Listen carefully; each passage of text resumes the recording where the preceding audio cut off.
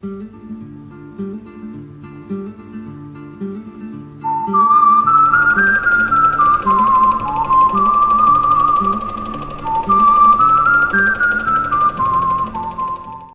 ಪಯಣದ ಎಲ್ಲ ನೋಡುಗರಿಗೂ ಆತ್ಮೀಯವಾದ ಸ್ವಾಗತ. ಪಿಕ್ಚರ್ ಪಯಣದ ಒಂದು ಸರಣಿಯನ್ನು ನಾವು ಈಗ ನಡೆಸ್ಕೊಡ್ತಾ ಇದ್ದೇವೆ. ಅದು ಇತ್ತೀಚೆಗೆ ಜನವರಿ 29ರಿಂದ ಫೆಬ್ರವರಿ 6ರವರೆಗೆ 8 ದಿನಗಳ ಕಾಲ ಬೆಂಗಳೂರಲ್ಲಿ ನಡೆದ ಬೆಂಗಳೂರು ಅಂತಾರಾಷ್ಟ್ರೀಯ ಸಿನಿಮಾ ಉತ್ಸವದಲ್ಲಿ ನಮ್ಮ ಕೆಲವು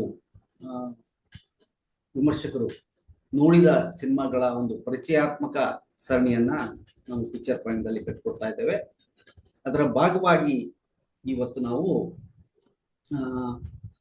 ಜಾರ್ಜಿಯಾದ ಸಿನಿಮಾ ನಿರ್ದೇಶಕ ಅಲೆಕ್ಸಾಂಡ್ರೆ ಕೋಬೆಬ್ರಿಡ್ಜ್ ಅನ್ನೋರ ಡ್ರೈ ಲೀಫ್ ಅನ್ನೋ ಒಂದು ಸಿನಿಮಾದ ವಿಶಿಷ್ಟತೆಯ ಕುರಿತು ನಿಮಗೆ ಪರಿಚಯ ಮಾಡಿಕೊಂಡಿದ್ದೇವೆ.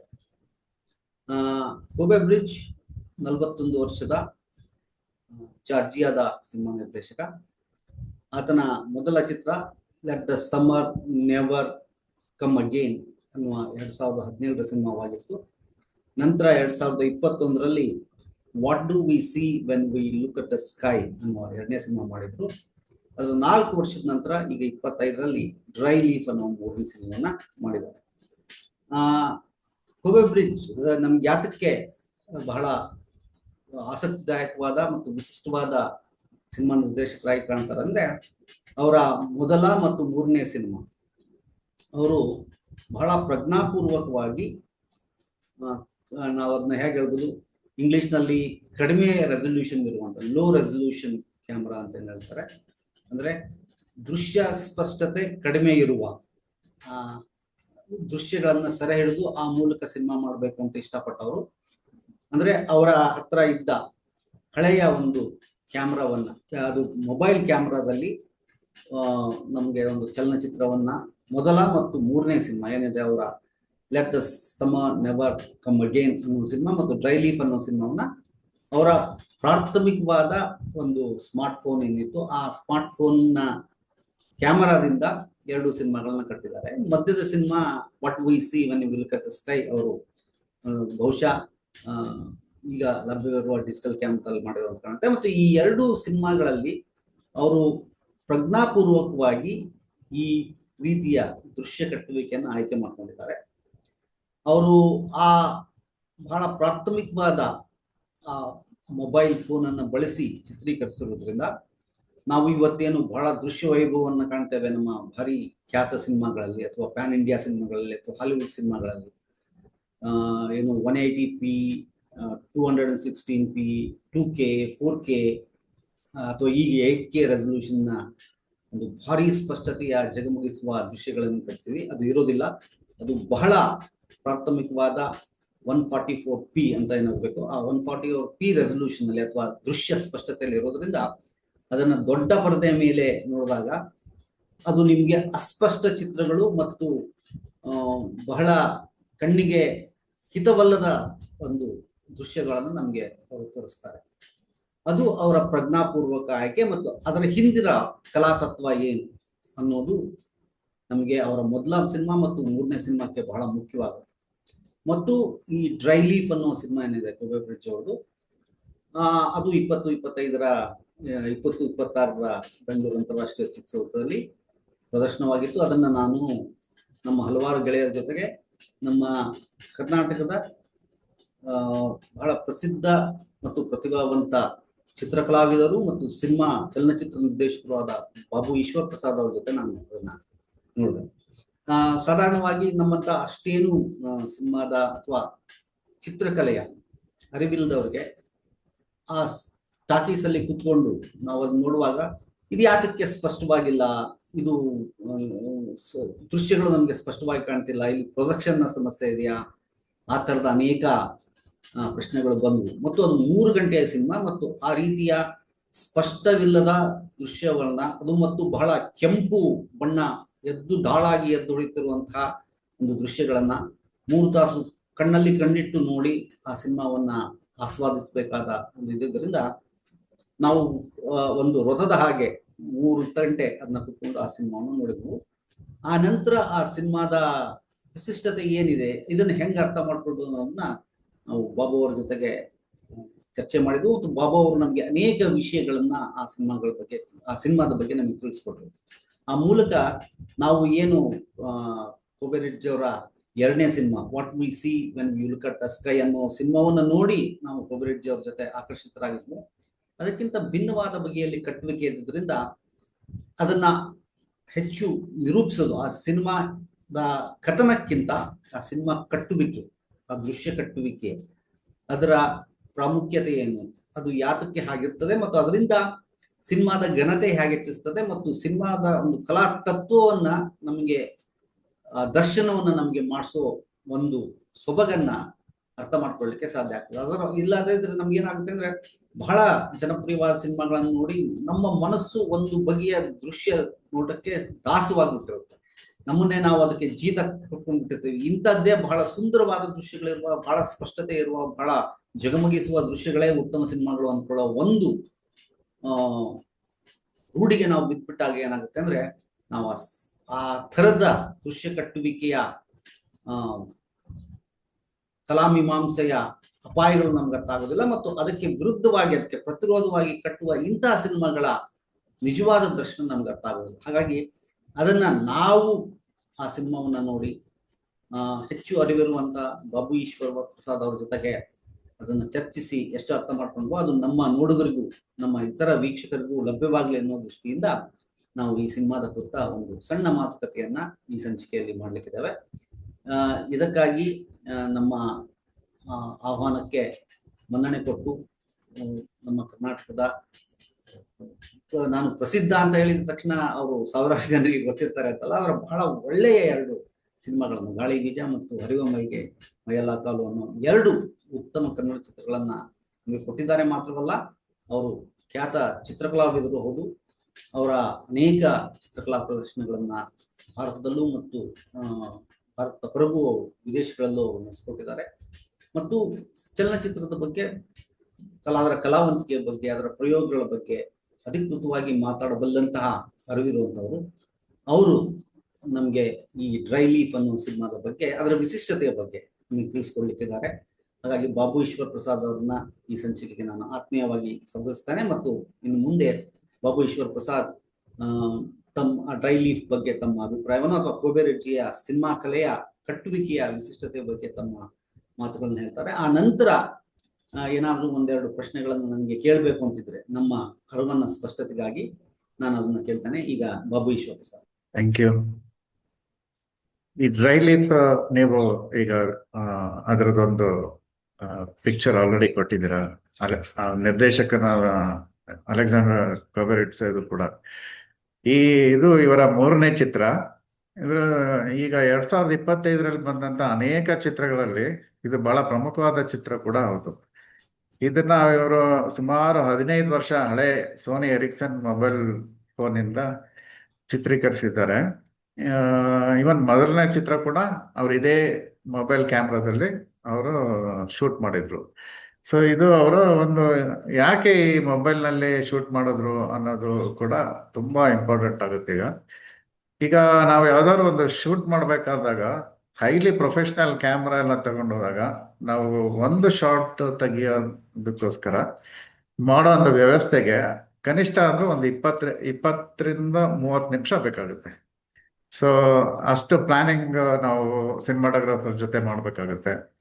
ಸೊ ಈ ಮೊಬೈಲ್ ಶೂಟ್ ಮಾಡುವಾಗ ಅವ್ರಿಗೆ ಏನಾಗುತ್ತೆ, ಈಗೇನೋ ಒಂದು ತಕ್ಷಣ ತೆಗಿಬೇಕಂದ್ರೆ ಮೊಬೈಲ್ ತಗೊಂಡು ಶೂಟ್ ಮಾಡೋದು. ಆದ್ರೂ ಇವರು ಯಾಕೆ ಅಷ್ಟು ಹಳೆಯ ಒಂದು ಮೊಬೈಲ್ ನ ಯೂಸ್ ಮಾಡಿದ್ದಾರೆ. ಇತ್ತೀಚೆಗೆ ಐಫೋನ್ ನಲ್ಲೂ ಕೂಡ 2K 4K ಅನ್ನೋದೆಲ್ಲ ಬಂದಿರೋದ್ರಿಂದ ಮತ್ತೆ ಅದು ಅವರ ಒಂದು ಬಹಳ ನಿರ್ದಿಷ್ಟವಾದ ಒಂದು ಡಿಸಿಷನ್ ಅದು. ಯಾಕೆಂದ್ರೆ ಅವ್ರಿಗೆ ಆದಷ್ಟು ಲೋ ರೆಸಲ್ಯೂಷನ್ ಬೇಕು. ಕಾರಣ ಏನಂದ್ರೆ ಅದೊಂದು ಈಗ ನಾವು ಹೈಫೈ ಎಸ್ಥೆಟಿಕ್ಸ್ ಅಂತ ಏನ್ ಹೇಳ್ತೀವಿ, ಅದೇ ರೀತಿ ಒಂದು ಲೋಫೈ ಎಸ್ಥೆಟಿಕ್ಸ್ ನ ಒಂದು ನಿರ್ಮಾಣ ಮಾಡ್ತಾರೆ ಇವರು. ಅದು ಒಂದ್ ರೀತಿ ತುಂಬಾ ಪಿಕ್ಸಲೇಟೆಡ್ ಆಗಿರೋದ್ರಿಂದ ಈ ಪಿಕ್ಸೆಲ್ಸ್ ಅಂದ್ರೆ ಏನಂದ್ರೆ, ಈಗ ನಾವು ಹಿಂದೆ ಸೆಲ್ಯುಲಾಯ್ಡ್ ಸಿನಿಮಾದಲ್ಲಿ ನಾವು ಚಿತ್ರ ನೋಡುವಾಗ ಅವು ಡಾಟ್ ಡಾಟ್ಗಳಿಂದ ಒಂದು ಗ್ರೈನ್ ಇಂದ ಪಿಕ್ಚರ್ ಒಂದು ಇಮೇಜ್ ಕ್ರಿಯೇಟ್ ಆಗ್ತಾ ಇತ್ತು. ಅದು ಆ ಫಿಲ್ಮ್ ಅಲ್ಲಿ ಶೂಟ್ ಮಾಡೋದ್ರಿಂದ ಆ ಬೆಳಕಿಗೆ ಆ ರೀತಿ ಅದೊಂದು ಗ್ರೈನ್ ಬರ್ತಾ ಇತ್ತು.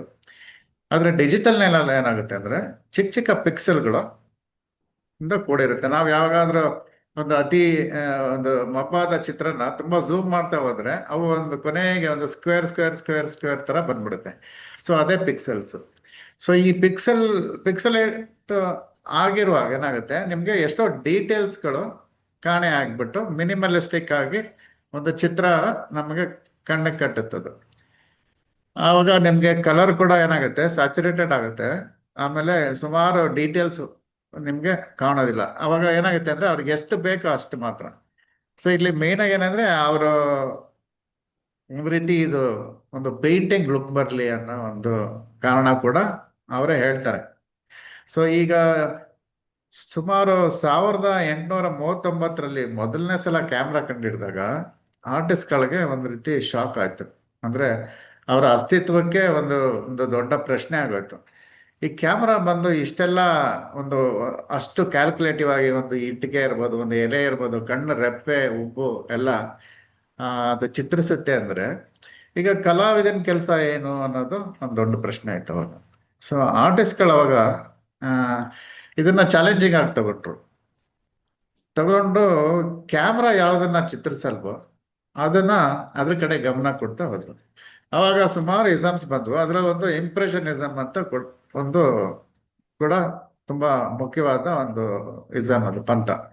ಅದ್ರಲ್ಲಿ ಏನಂದ್ರೆ ಅವರು ಆ ಒಂದು ಪರ್ಟಿಕ್ಯುಲರ್ ಟೈಮ್ ಅಲ್ಲಿ ಆ ಬೆಳಕು ಯಾವ್ದ್ರ ಮೇಲೆ ಬೀಳುತ್ತೆ, ಮತ್ತೆ ಅವಾಗ ಗಾಳಿ ಬರುತ್ತಾ, ಏನಾಗುತ್ತೆ ಅಟ್ಮಾಸ್ಫಿಯರ್ ಅಲ್ಲಿ, ಅದನ್ನ ಅವರು ಪೇಂಟ್ ಹೆಂಗ್ ಮಾಡ್ತಾ ಇದ್ರು ಅಂದ್ರೆ ಈ ಒಂದು ಬ್ರಷ್ ಸ್ಟ್ರೋಕ್ ನ ಒಂದು ರೀತಿ ಪಿಕ್ಸೆಲ್ ತರನೇ ಒಂದು ಡಾಟ್ ಡಾಟ್ ಇಡೋದು, ಅಥವಾ ಅದಕ್ಕೆ ಕೆಲವರು ಪಾಯಿಂಟರಿಸಮ್ ಅಂತ ಕೂಡ ಹೇಳ್ತಾರೆ.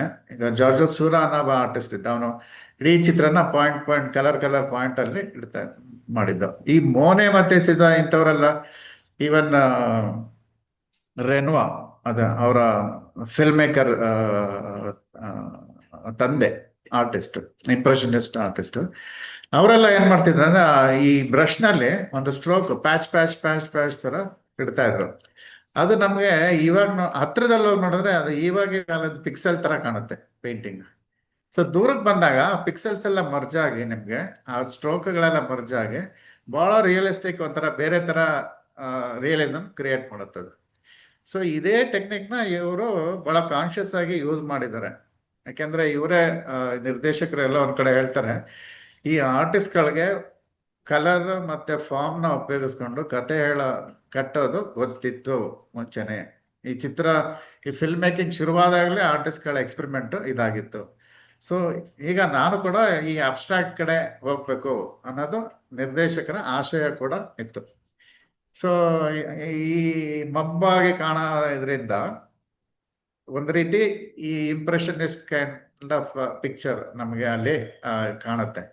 ಸೊ ನಮಗೆ ಬಿಗಿನಿಂಗ್ ಅಲ್ಲಿ ಈ ಕೆಲವು ಫಿಲ್ಮ್ ಮೇಕರ್ ಈ ಸ್ಲೋ ಫಿಲ್ಮ್ ಅಂತ ನಾವೇನ್ ಕರಿತೀವಿ, ಅಥವಾ ಒಂದ್ ರೀತಿ ಮೆಡಿಟೇಟಿವ್ ಜರ್ನಿ ತರ ಸುಮಾರು ಜನ 8 ಗಂಟೆ 10 ಗಂಟೆ 4 ಗಂಟೆ 3 ಗಂಟೆ ಈ ತರ ತುಂಬಾ ಸಿನಿಮಾ ಅಷ್ಟು ಡ್ಯೂರೇಷನ್ ಸಿನಿಮಾ ಮಾಡುವಾಗ ಬಿಗಿನಿಂಗ್ ಅಲ್ಲಿ ಕೆಲವರು ಹೇಳ್ತಾರೆ ಒಂದು 10 ನಿಮಿಷ ನಾವು ಆದಷ್ಟು ಎಕ್ಸ್ಪೆರಿಮೆಂಟ್ ಮಾಡಿದ್ರೆ ನೋಡಬಾರದು ಆಸಕ್ತಿ ಇಲ್ಲದೆ ಯಾರವ್ರು ಎದ್ದು ಹೋಗ್ಬಿಡ್ತಾರೆ ಥಿಯೇಟರ್ ಇಂದ. ಆಮೇಲೆ ಯಾರು ಕೂತ್ಕೊಳ್ತಾರೆ ಅವರು ಪೂರ್ತಿ 3 ಗಂಟೆ ಇರ್ಬೋದು 4 ಗಂಟೆ ಇರ್ಬೋದು ಕೂತ್ಕೊಂಡು ನೋಡ್ತಾರೆ ಅನ್ನೋ ಒಂದು ಐಡಿಯಾ ಕೂಡ ಇದೆ.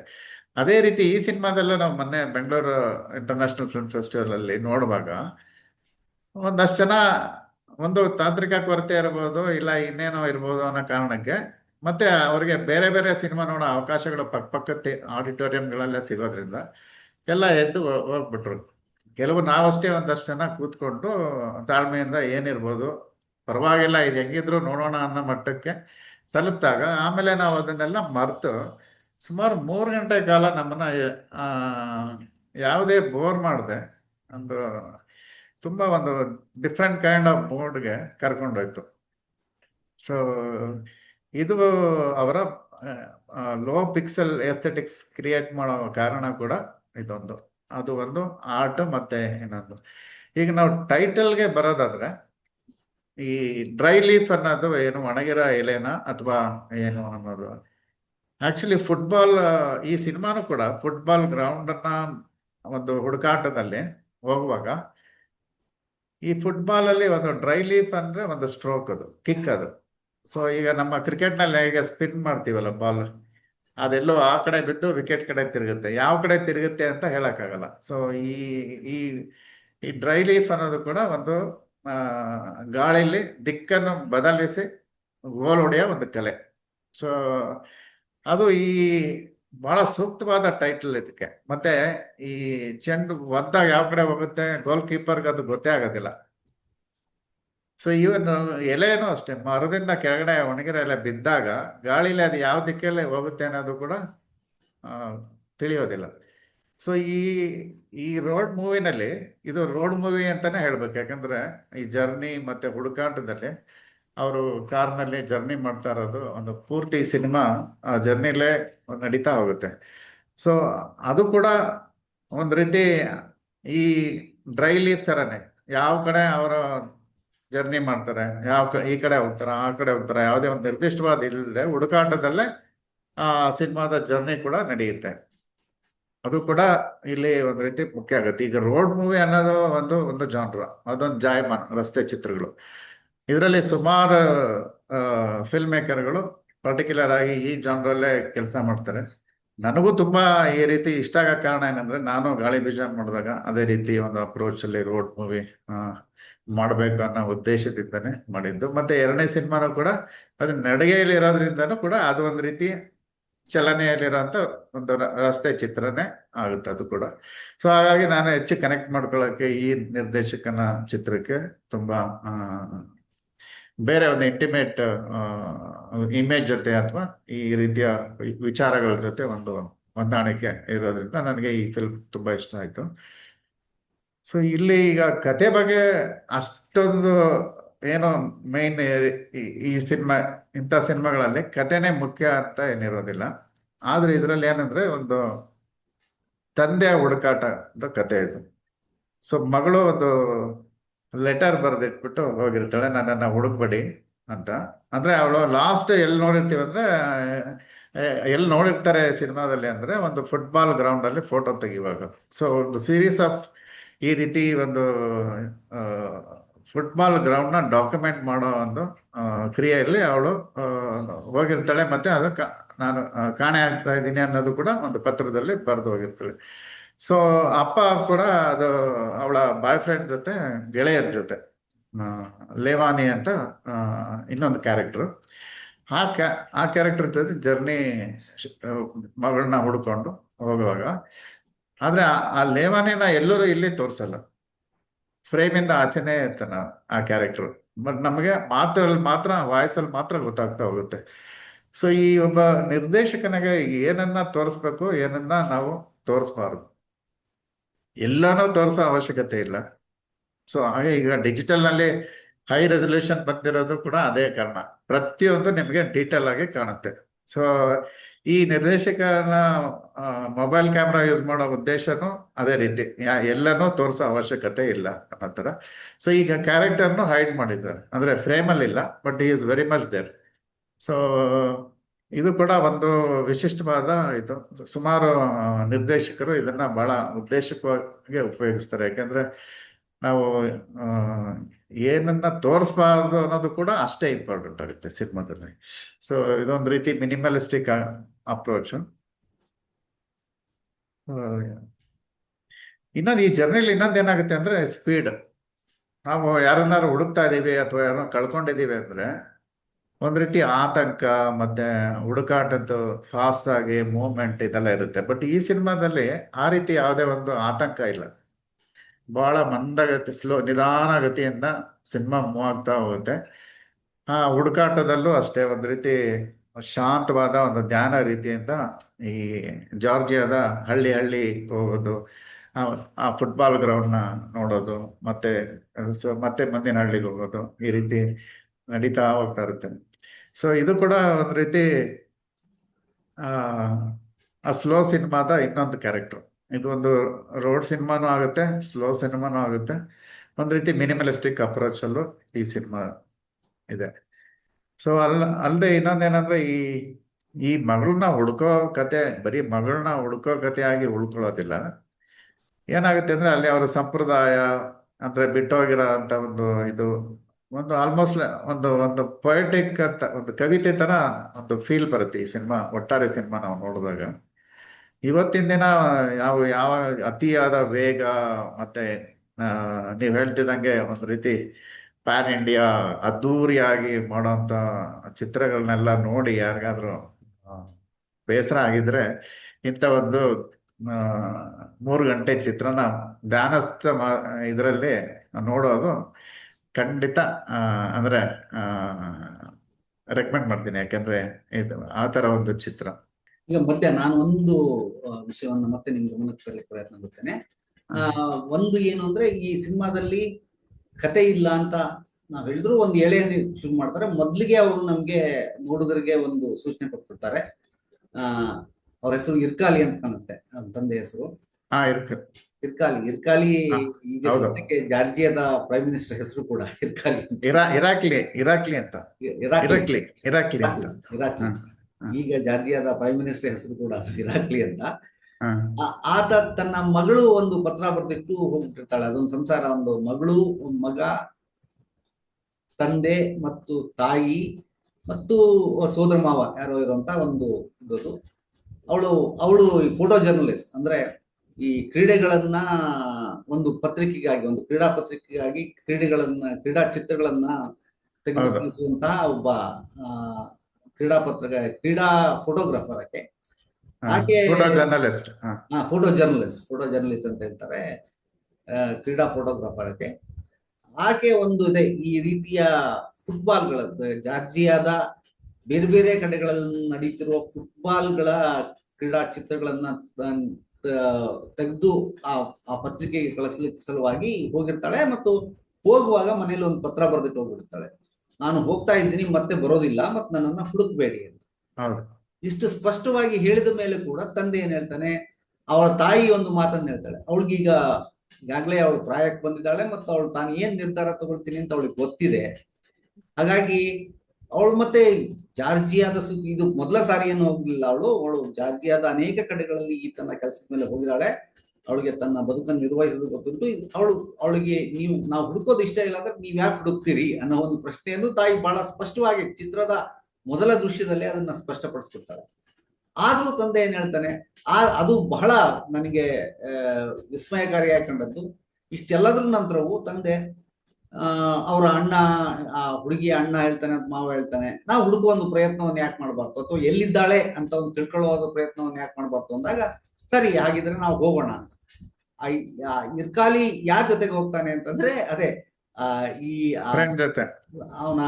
ಅವಳ ಗೆಳೆಯನಾಗಿದ್ದ ಮತ್ತು ಅದೇ ವೃತ್ತಿಯಲ್ಲಿರುವಂತ ಮತ್ತು ಫುಟ್ಬಾಲ್ ಬಗ್ಗೆ ಬಹಳ ಆಸಕ್ತಿ ಇರುವಂತ, ಅವನ ಹೆಸರು ಏನು ನನ್ಗೆ ಸದ್ಯಕ್ಕೆ ನೆನಪಾಗ್ತಾ ಇಲ್ಲ, ಲೇವಾನಿಯ ಜೊತೆ ಹೋಗುದು ಅಂತ. ಆ ಲೇವಾನಿಯನ್ನ ಮೊದಲಾಗಿ ನಾವು ಕಾಣೋದು ಅಂದ್ರೆ ದೃಶ್ಯದಲ್ಲಿ ಅಲ್ಲ, ಧ್ವನಿಯಲ್ಲಿ ಕಾಣೋದು ಒಂದು ಫುಟ್ಬಾಲ್ನ ಒಂದು ಪ್ರತಿಮೆ ಇರ್ತದೆ. ಅವ್ರಿರೋ ಒಂದು ಊರಿನ ಫುಟ್ಬಾಲ್ನ ಪ್ರತಿಮೆ ಹತ್ರ ಅವ್ನು ಕುತ್ಕೊಂಡಿರ್ತಾನೆ. ಇರಕಾಲಿಯಲ್ಲಿ ಹೋಗಿ ಅವನ ಜೊತೆ ಮಾತಾಡ್ತಾನೆ, ನಾನು ಹಿಂಗ್ ಹೋಗ್ತಾ ಇದ್ದೀನಿ, ನನ್ನ ಜೊತೆ ಬಾ ಅಂದ್ರೆ ಆಯ್ತು ನಾನು ನಿನ್ ಜೊತೆ ಬರ್ತೇನೆ. ಇಡೀ ಪ್ರಯಾಣ ನಾವು ಒಂದು ಕಾಣದ ಮನುಷ್ಯಾಕೃತಿ, ಧ್ವನಿಯಲ್ಲಿ ಮಾತ್ರ ವ್ಯಕ್ತವಾಗುವ ಮನುಷ್ಯಾಕೃತಿ ಮತ್ತು ದೇಹದ ಮತ್ತು ಧ್ವನಿಯಲ್ಲಿ ಸಹ ಕಾಣುವ ಇರ್ಕಾಲಿಯ ಪ್ರಯಾಣದಲ್ಲಿ ನಾವು ಕಾಣ್ತೇವೆ. ಮತ್ತು ಅವ್ರ ಪ್ರಯಾಣ ಒಂದು ಕಾರ್ನಲ್ಲಿ ತಮ್ಮ ಪ್ರಯಾಣವನ್ನು ಶುರು ಮಾಡ್ತಾರೆ. ಮತ್ತು ಅವರು ಎಲ್ಲೆಲ್ಲಿ, ಯಾಕೆಂದ್ರೆ ಅವಳು ಕ್ರೀಡಾ ಪತ್ರಕರ್ತೆ ಆಗಿರೋದ್ರಿಂದ ಮತ್ತು ಫುಟ್ಬಾಲ್ನ ಚಿತ್ರಗಳನ್ನ ಹಿಡಿದು ಕಳಿಸ್ತೀನಿ ಅಂತ ಇರೋದ್ರಿಂದ ಯಾವ್ಯಾವ ಊರುಗಳಲ್ಲಿ, ಜಾರ್ಜಿಯಾ ಅನ್ನೋದು ಪುಟ್ಟ ದೇಶ, ನಮ್ಮ ಕರ್ನಾಟಕದ 1 ಅಥವಾ 2 ಜಿಲ್ಲೆಯನ್ನ ಸೇರಿಸಿದ್ರೆ ಒಂದು ದೇಶ ಆಗ್ಬಿಡುವಂತ 26,000 ಸ್ಕ್ವೇರ್ ಕಿಲೋಮೀಟರ್ ಒಂದು ಪುಟ್ಟ ದೇಶ. ಆ ಪುಟ್ಟ ದೇಶದ ಹಳ್ಳಿಗಳಲ್ಲೂ ಕೂಡ ಒಂದು ಫುಟ್ಬಾಲ್ ಮೈದಾನ ಇರುತ್ತೆ ಮತ್ತು ಅಲ್ಲಿ ಫುಟ್ಬಾಲ್ ಆಡ್ತಾ ಇರ್ತಾರೆ ಅಥವಾ ಆಡ್ತಾ ಇದ್ರು ಅನ್ನೋದನ್ನ ತೋರ್ಸೋಕೆ. ಆ ಹಳ್ಳಿಗಳಲ್ಲಿ ಯಾವ ಹಳ್ಳಿಗಳಲ್ಲಿ ಫುಟ್ಬಾಲ್ಗಳಿವೆ ಅಲ್ಲಿ ಬಂದಿರ್ಬೋದು ಅಂತ ಇಡೀ ಜಾರ್ಜಿಯಾವನ್ನು ಸುತ್ತಾರೆ. ಮತ್ತು ಆ ಇಡೀ ಜಾರ್ಜಿಯಾದ ಭೂಲಕ್ಷಣಗಳು, ಅಲ್ಲಿಯ ಹಳ್ಳಿಯ ಅಂತ ಅದು ವಿರಾಮದಲ್ಲಿ ಒಂದು ಹಳ್ಳಿಗೆ ಹೋಗೋದು. ಕೆಲವೊಂದ್ ಸಾರಿ ಯಾರ ಜೊತೆಗೆ ಈ ಫೋಟೋವನ್ನು ಇಟ್ಕೊಂಡಿರ್ತಾರೆ, ಕೆಲವೊಂದ್ ಸಾರಿ ನಾವು ಫೋಟೋವನ್ನ ತೆಗೆದು ತೋರಿಸ್ತಿದ್ದಾರೆ ಅನ್ನೋದು ಕೆಲವೊಂದ್ ಸಾರಿ ಕಾಣುತ್ತೆ, ಇಲ್ಲದ್ರೆ ಬರೀ ಕೈ ಚಲನೆಯಲ್ಲಿ ಕಾಣ್ತಾ ಇರುತ್ತೆ. ಈ ಇವರನ್ನ ನೋಡಿದಿರಾ, ಇವರೆಲ್ಲಾದ್ರೂ ಕಂಡಿದ್ರಾ ಅಂತ. ಬಹಳಷ್ಟು ಸಾರಿ ನಾವು ನೋಡಿಲ್ಲ ಅನ್ನೋ ಉತ್ತರವೇ ಬರ್ತದೆ. ಅಂದ್ರೆ ಮಗಳು ಕೂಡ ಬಹಳ ಅದೃಶ್ಯವಾಗಿದ್ದಾಳೆ ಅನ್ನೋದು. ಆ ಇಡೀ ಮತ್ತೆ ಆ ಪ್ರಯಾಣ ಇಲ್ಲ ಅಂದ ತಕ್ಷಣ ಮತ್ತೊಂದು ಕಡೆ ಹೋಗೋಣ ಅಂತ. ಅಂದ್ರೆ ಆ ಇಡೀ ಪ್ರಯಾಣದ ಉದ್ದೇಶ ಅದೇನು ರೋಡ್ ಮೂವಿ ಅಂತ ಹೇಳ್ತಾರೆ. ಈಗ ಯಾರೋ ಒಂದು ಮುಖ್ಯ ಪಾತ್ರ ಅಥವಾ ಎರಡು ಮುಖ್ಯ ಪಾತ್ರಗಳು ಒಂದು ಪ್ರದೇಶದ ಉದ್ದಕ್ಕೂ ಪ್ರಯಾಣ ಮಾಡೋದು, ಆ ಪ್ರಯಾಣದಲ್ಲಿ ಬೇರೆ ಬೇರೆ ರೀತಿಯ ಇತರ ಪಾತ್ರಗಳ ಜೊತೆ ಭಾವ ಸಂವಾದ ಮಾಡೋದು, ಆ ಮೂಲಕ ಒಂದು ಬದುಕಿನ ಬಗ್ಗೆ ಹೊಸ ಕಾಣಿಕೆಯನ್ನು ಕಂಡುಕೊಳ್ಳೋ ಒಂದು ಬಗೆಯ ಚಿತ್ರಗಳಿಗೆ ರೋಡ್ ಮೂವಿ ಅಂತ ಕರೀತಾರೆ, ಅಥವಾ ಯಾತ್ರಾ ಚಿತ್ರಗಳು ಅಂತ ನಾವು ಕರಿಬಹುದು. ಆ ತರದಲ್ಲಿ ಇದನ್ನು ಮಾಡಿದ್ರೆ, ಆದ್ರೆ ಇಲ್ಲಿ ಯಾತ್ರೆಗೆ ಒಂದು ಉದ್ದೇಶ ಅಂತಂದ್ರೆ ಮಗಳನ್ನು ಹುಡುಕೋದು ಅಂತ ಆದ್ರೆ, ಎರಡನೇ ಉದ್ದೇಶ ಅನುದ್ದೇಶವಾಗಿ ಇದು ಬರ್ತಾ ಇರೋದು ಬಹಳ ಜಾರ್ಜಿಯಾದಲ್ಲಿ ಅದು ಪುಟ್ಟ ದೇಶವಾಗಿದ್ದು ಬಹಳ ಜನಪ್ರಿಯವಾದ ಫುಟ್ಬಾಲ್ ಕ್ರೀಡೆ ಏನಿದೆ ಅದು ಯಾವ ಅವಸ್ಥೆಯಲ್ಲಿದೆ, ಮತ್ತು ತಳಮಟ್ಟದಲ್ಲಿ ಹಳ್ಳಿಯಲ್ಲಿ ಜನಪ್ರಿಯವಾಗಿ ನಡೀತಿದ್ದಂತ ಒಂದು ಕ್ರೀಡೆ ಇವತ್ತು ಯಾವ ಮಟ್ಟದಲ್ಲಿ ಬಂದಿದೆ, ಮತ್ತು ಬದಲಾವಣೆಗಳಾಗ್ತಾ ಇದ್ರೆ ಅದು ಆ ಫುಟ್ಬಾಲ್ ಕ್ರೀಡೆಯ ಜನ ಅದನ್ನ ಆಡುವ ಬಗೆಯಲ್ಲಿ ಮತ್ತು ಅದು ಮರೆತು ಹೋಗ್ತಿರುವ ಬಗೆಯಲ್ಲಿ ಹೇಗಾಗ್ತಾ ಇದೆ ಅನ್ನೋದನ್ನ ಆ ಫುಟ್ಬಾಲ್ ಮೈದಾನಗಳು ಮತ್ತು ನಿರಂತರವಾಗಿ ಎಲ್ಲೇ ಹೋದ್ರೂ ಕೂಡ ನಮಗೆ ಒಂದು ದೃಶ್ಯದಲ್ಲಿ ಕಾಣೋದು ಆ ಫುಟ್ಬಾಲ್ನ ಗೋಲ್ ಪೋಸ್ಟ್. ಆ ಗೋಲ್ ಪೋಸ್ಟ್ ಯಾವತ್ತೂ ಕೂಡ ನಾವು ಟಿವಿಯಲ್ಲಿ ನೋಡಿದಾಗ ಇರುವಂತಹ ಅಲಂಕೃತವಾದ ಗೋಲ್ ಪೋಸ್ಟ್ ಏನಾಗಿರ್ಬೇಕಾಗಿಲ್ಲ. ಎರಡು ಉದ್ದ ಕಂಬಗಳು, ಒಂದು ಅಡ್ಡ ಕಂಬ ಇದ್ರೆ ಸಾಕು, ಅದು ಒಂದು ಗೋಲ್ ಪೋಸ್ಟ್. ಆ ತರದ ಅನೇಕ ಚಿತ್ರಗಳನ್ನು ಕಂಡು ನಿಧಾನಗತಿಯಲ್ಲಿ ಅಲ್ಲಿ ಬರೀ ಮಗಳ ಹುಡುಕಾಟ ಅಲ್ಲ, ಇಲ್ಲಿ ಯಾಕೆ ನಡೀತಾ ಇಲ್ಲ, ಇಲ್ಲಿ ಯಾಕೆ ನಡೀತಾ ಇದೆ, ಯಾರು ಆಡ್ತಾ ಇದ್ದಾರೆ, ಯಾರು ಆಡ್ತಾ ಇಲ್ಲ ಅನ್ನೋದೆಲ್ಲ. ಅಂದ್ರೆ ಇಡೀ ಫುಟ್ಬಾಲ್ನ ಜಾರ್ಜಿಯಾದಲ್ಲಿ ಫುಟ್ಬಾಲ್ ಹೇಗೆ ಅವನತಿಯನ್ನು ತಲುಪ್ತಾ ಇದೆ ಅಂತ ಅನ್ನೋದನ್ನ ಕೆಲವೊಂದು ಕಡೆ ನಾವು ಶಿಥಿಲವಾದ ಫುಟ್ಬಾಲ್ ಸ್ಟೇಡಿಯಂ ಅನ್ನು ಕಾಣ್ತೇವೆ. ಫುಟ್ಬಾಲ್ ಸ್ಟೇಡಿಯಂ ಅನ್ನು ಕೂಡ, ಅಂದ್ರೆ ಒಂದು ಹೊತ್ತಿಗೆ ಬಹಳ ವೈಭವೋಪೇತವಾಗಿರಬಾರ್ದಂತಹ ಫುಟ್ಬಾಲ್ ಸ್ಟೇಡಿಯಂ ಈಗ ಒಂದು ಶಿಥಿಲಾವಸ್ಥೆಗೆ ಬಂದಂತಹ ಇದನ್ನು ಕಾಣ್ತೇವೆ. ಆ ಮೂಲಕ ಕುಬ್ರಿಡ್ಜಿ ಏನ್ ಹೇಳಕ್ ಪ್ರಯತ್ನ ಮಾಡ್ತಿದ್ದಾರೆ ಅಂದ್ರೆ, ತನ್ನ ಪ್ರಯಾಣ, ತನ್ನ ಮಗಳನ್ನು ಹುಡುಕುವ ಭಾವನಾತ್ಮಕ ಪ್ರಯಾಣದ ಜೊತೆ ಒಂದು ಸಾಮಾಜಿಕವಾದ ಆಯಾಮ, ಒಂದು ಫುಟ್ಬಾಲ್ ಕ್ರೀಡೆ ಅನ್ನೋದು ಒಂದು ಸಮೂಹವನ್ನ, ಒಂದು ಸಮುದಾಯವನ್ನ ಒಟ್ಟು ಸೇರಿಸುವ, ಆ ಮೂಲಕ ಒಂದು ಸಾಂಸ್ಕೃತಿಕ ಲಕ್ಷಣವನ್ನ, ಆ ವಲಯದ, ಆ ಭೂವಲಯದ ಸಾಂಸ್ಕೃತಿಕ ಲಕ್ಷಣ ಹೇಳುವಂತ ಒಂದು ಕ್ರೀಡಾ ಲಕ್ಷಣವೂ ಆಗಿರೋದ್ರಿಂದ ಅದರ ಒಂದು ಏರಿಳಿತಗಳನ್ನು ಕೂಡ ಚಿತ್ರಿಸುವ ಮೂಲಕ ಮಾಡ್ತಾರೆ.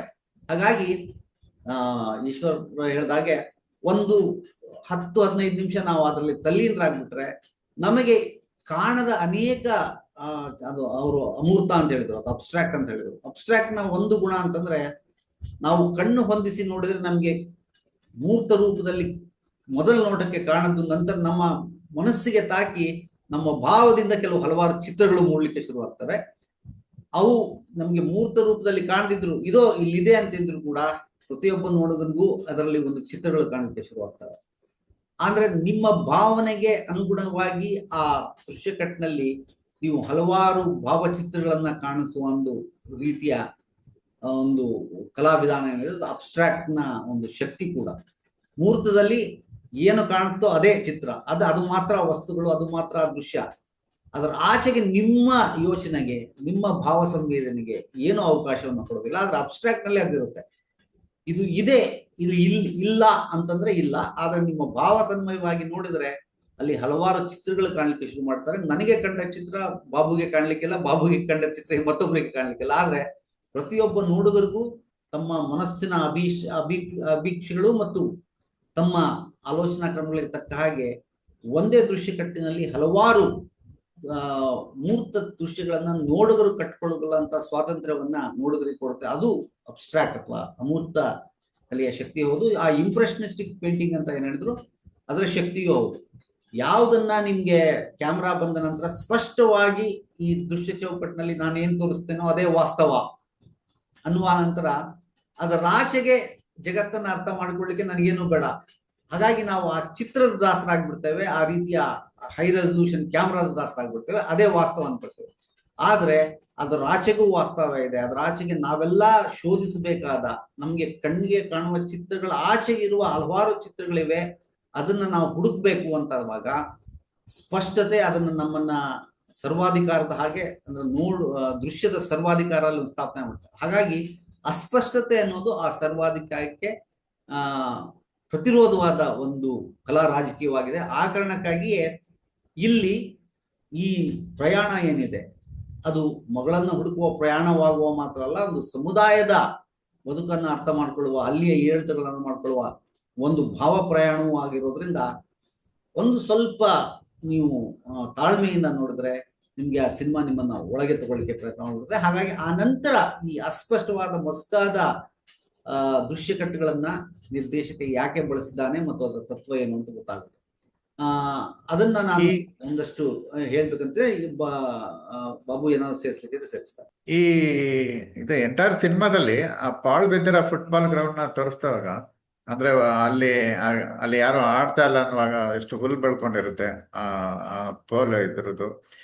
ಆಮೇಲೆ ಅಲ್ಲಿ ಕೊನೆಗೆ ಒಬ್ಬ ಹುಡುಗ ಅಲ್ಲಿ ನಾ ಮೀಟ್ ಮಾಡಿದಾಗ, ನಾನು ಎಲ್ಲಿ ಆಡ್ತೀಯ ಅಂತ ಕೇಳಿದಾಗ, ಗ್ರೌಂಡೇ ಇಲ್ಲ ಈಗ ಎಲ್ಲಿ ಆಡ್ತೀಯ ಅಂದಾಗ, ಎಲ್ಲಾ ಕಡೆ ಅಂತ ಹೇಳ್ತಾನೆ, ಎವ್ರಿವೇರ್ ಅಂತ. ಅದು ಅಂದ್ರೆ ಅದೊಂದು ಹೋಪ್ಸ್ ನ ಒಂದು ಒಂದು ಅಲ್ಲಿ ನಾವು ನೋಡ್ಬೋದು. ಒಂದು ಆಮೇಲೆ ಈ ಡೈರೆಕ್ಟ್ರು ಚಿತ್ರ ಲೋ ರೆಸಲ್ಯೂಷನ್ ನಲ್ಲಿ ಇದ್ರು, ಆಡಿಯೋ ಮಾತ್ರ ತುಂಬಾ ಅವ್ರಿಗೆ ಹೈ ಡೆಫಿನೇಷನ್ ಅಲ್ಲಿ ಬೇಕಿತ್ತು. ಅದಕ್ಕೆ ಸಾಕಷ್ಟು ಆಡಿಯೋ ರೆಕಾರ್ಡ್ ಮಾಡೋದಕ್ಕೆ ಒಂದು ವ್ಯವಸ್ಥೆಗಳನ್ನ ಕೂಡ ಮಾಡ್ಕೊಂಡಿದ್ರು. ಸೊ ನಮ್ಗೆ ಆಡಿಯೋ ಎಲ್ಲಾನು ಕಳಪೆ ಆಗ್ಲಿ ಏನು ಬರಲ್ಲ. ಆಮೇಲೆ ಒಂದ್ ರೀತಿ ಮ್ಯೂಸಿಕ್ ಕೂಡ ಬಹಳ ಮಿನಿಮಲಿಸ್ಟಿಕ್ ಆಗಿ ಎಲ್ಲಿ ಬೇಕೋ ಅಷ್ಟು ಮಾತ್ರ ಉಪಯೋಗಿಸ್ಕೊಂಡು, ಮಿಕ್ಕಿದ ಕಡೆ ಎಲ್ಲ ಬಹಳ ಆಂಬಿಯಂಟ್ ಸೌಂಡ್ ನ ಬಹಳ ಅಚ್ಚುಕಟ್ಟಾಗಿ ಉಪಯೋಗಿಸಿದ್ದಾರೆ. ಅದೊಂದು ಬಹಳ ಇದು ಅಂಶ. ಈಗ ನಾವು ಸಿನಿಮಾ ನೋಡುವಾಗ ಪ್ರೊಜೆಕ್ಷನ್ ಪ್ರಾಬ್ಲಮ್ ಅಲ್ವಾ ಗೊತ್ತಾಗುವಾಗ, ನಾವು ಕೆಳಗಡೆ ಸಬ್ ಟೈಟ್ಲ್ ನೋಡಿದ್ರೆ ಆ ಸಬ್ ಟೈಟ್ಲ್ ಎಷ್ಟು ಶಾರ್ಪ್ ಇರುತ್ತೆ ಅಂದ್ರೆ ಅದ್ರ ಹಿಂದೆಗಡೆ ಇರೋದು ಅಷ್ಟೇ ಅಸ್ಪಷ್ಟವಾಗಿರುತ್ತೆ. ಸೊ ಒಂದ್ ರೀತಿ ಇವರು second film what do we see when we look at the sky ಅಂತ ಆ ಸಿನಿಮಾದಿಂದ ಇವರು ಬಹಳ ಆಕ್ಚುಲಿ ತುಂಬಾ ಅವ್ರಿಗೆ ಬಹಳ ಒಳ್ಳೆ ಹೆಸರು ತಂದ್ಕೊಡ್ತು, ಅಂದ್ರೆ ಗ್ಲೋಬಲ್ಲಿ ಇದು. ಸೊ ಹಾಗಾಗಿ ಇವರ ಈ ಚಿತ್ರ ಕನ್ಸಿಡರ್ ಮಾಡೋದಕ್ಕೂ ಕೂಡ ಅದು ಎರಡನೇ ಚಿತ್ರ ಬಹಳ ಹೆಲ್ಪ್ ಮಾಡುತ್ತೆ. ಇಲ್ಲಾಂದ್ರೆ ಕೆಲವು ಸಲ ನಾವೇನಾದ್ರು ಈ ರೀತಿ ಪಿಕ್ಸಲೇಟ್ ಆಗಿರೋ ಸಿನಿಮಾ ಎಲ್ಲಾರು ಕಾಂಪಿಟೇಷನ್ ಕೇಳಿಸಿದ್ರೆ ಆ 2 ನಿಮಿಷಕ್ಕೆ ತೆಗೆದು ಕೆಸದ ಪುಟ್ಟಿಗೆ ಹಾಕ್ಬಿಡ್ತಾರೆ ಅದು. ಯಾಕೆಂದ್ರೆ ನಾವು ಏನಾದ್ರು ಒಂದು ಮಾಡಬೇಕಾದಾಗ್ಲೂ ನಾವು ಅದನ್ನ ಒಂದು ಪ್ರೂವ್ ಮಾಡಿರ್ಬೇಕು. ಆಮೇಲೆ ನಾವು ಇದನ್ನ ಯಾಕೆ ಮಾಡ್ತಾ ಇದೀವಿ ಅಂತ ಕೂಡ ಸ್ಪಷ್ಟನೆ ಬರ್ಬೇಕು. ಆ ಸ್ಪಷ್ಟನೆಗೆ ಅವರು ಅಷ್ಟೇ ಎಸ್ಟಾಬ್ಲಿಷ್ ಆಗಿರ್ಬೇಕು, ಅಷ್ಟು ಪ್ರೌಢಮೆ ಬಂದಿರ್ಬೇಕು. ಸೊ ಸುಮ್ನೆ ನಾವು ಬಿಗಿನಿಂಗ್ ಈ ತರ ಲೋ ರೆಸಲ್ಯೂಷನ್ ಅಲ್ಲಿ ಮಾಡಿದೀವಿ, ಹಂಗ್ ಮಾಡಿದೀವಿ ಅಂದ್ರೂ ಕೂಡ ಆಗಲ್ಲ. ಕೆಲವು ಸಲ ನಾವು ರೂಲ್ಸ್ ನ ಬ್ರೇಕ್ ಮಾಡ್ಬೇಕಂತಾಗ್ಲೂ ಆ ರೂಲ್ಸ್ ಗೊತ್ತಿರಬೇಕು ನಮ್ಗೆ. ಸೊ ಈ ರೀತಿ ಸುಮಾರು ಈ ಚಿತ್ರದಲ್ಲಿ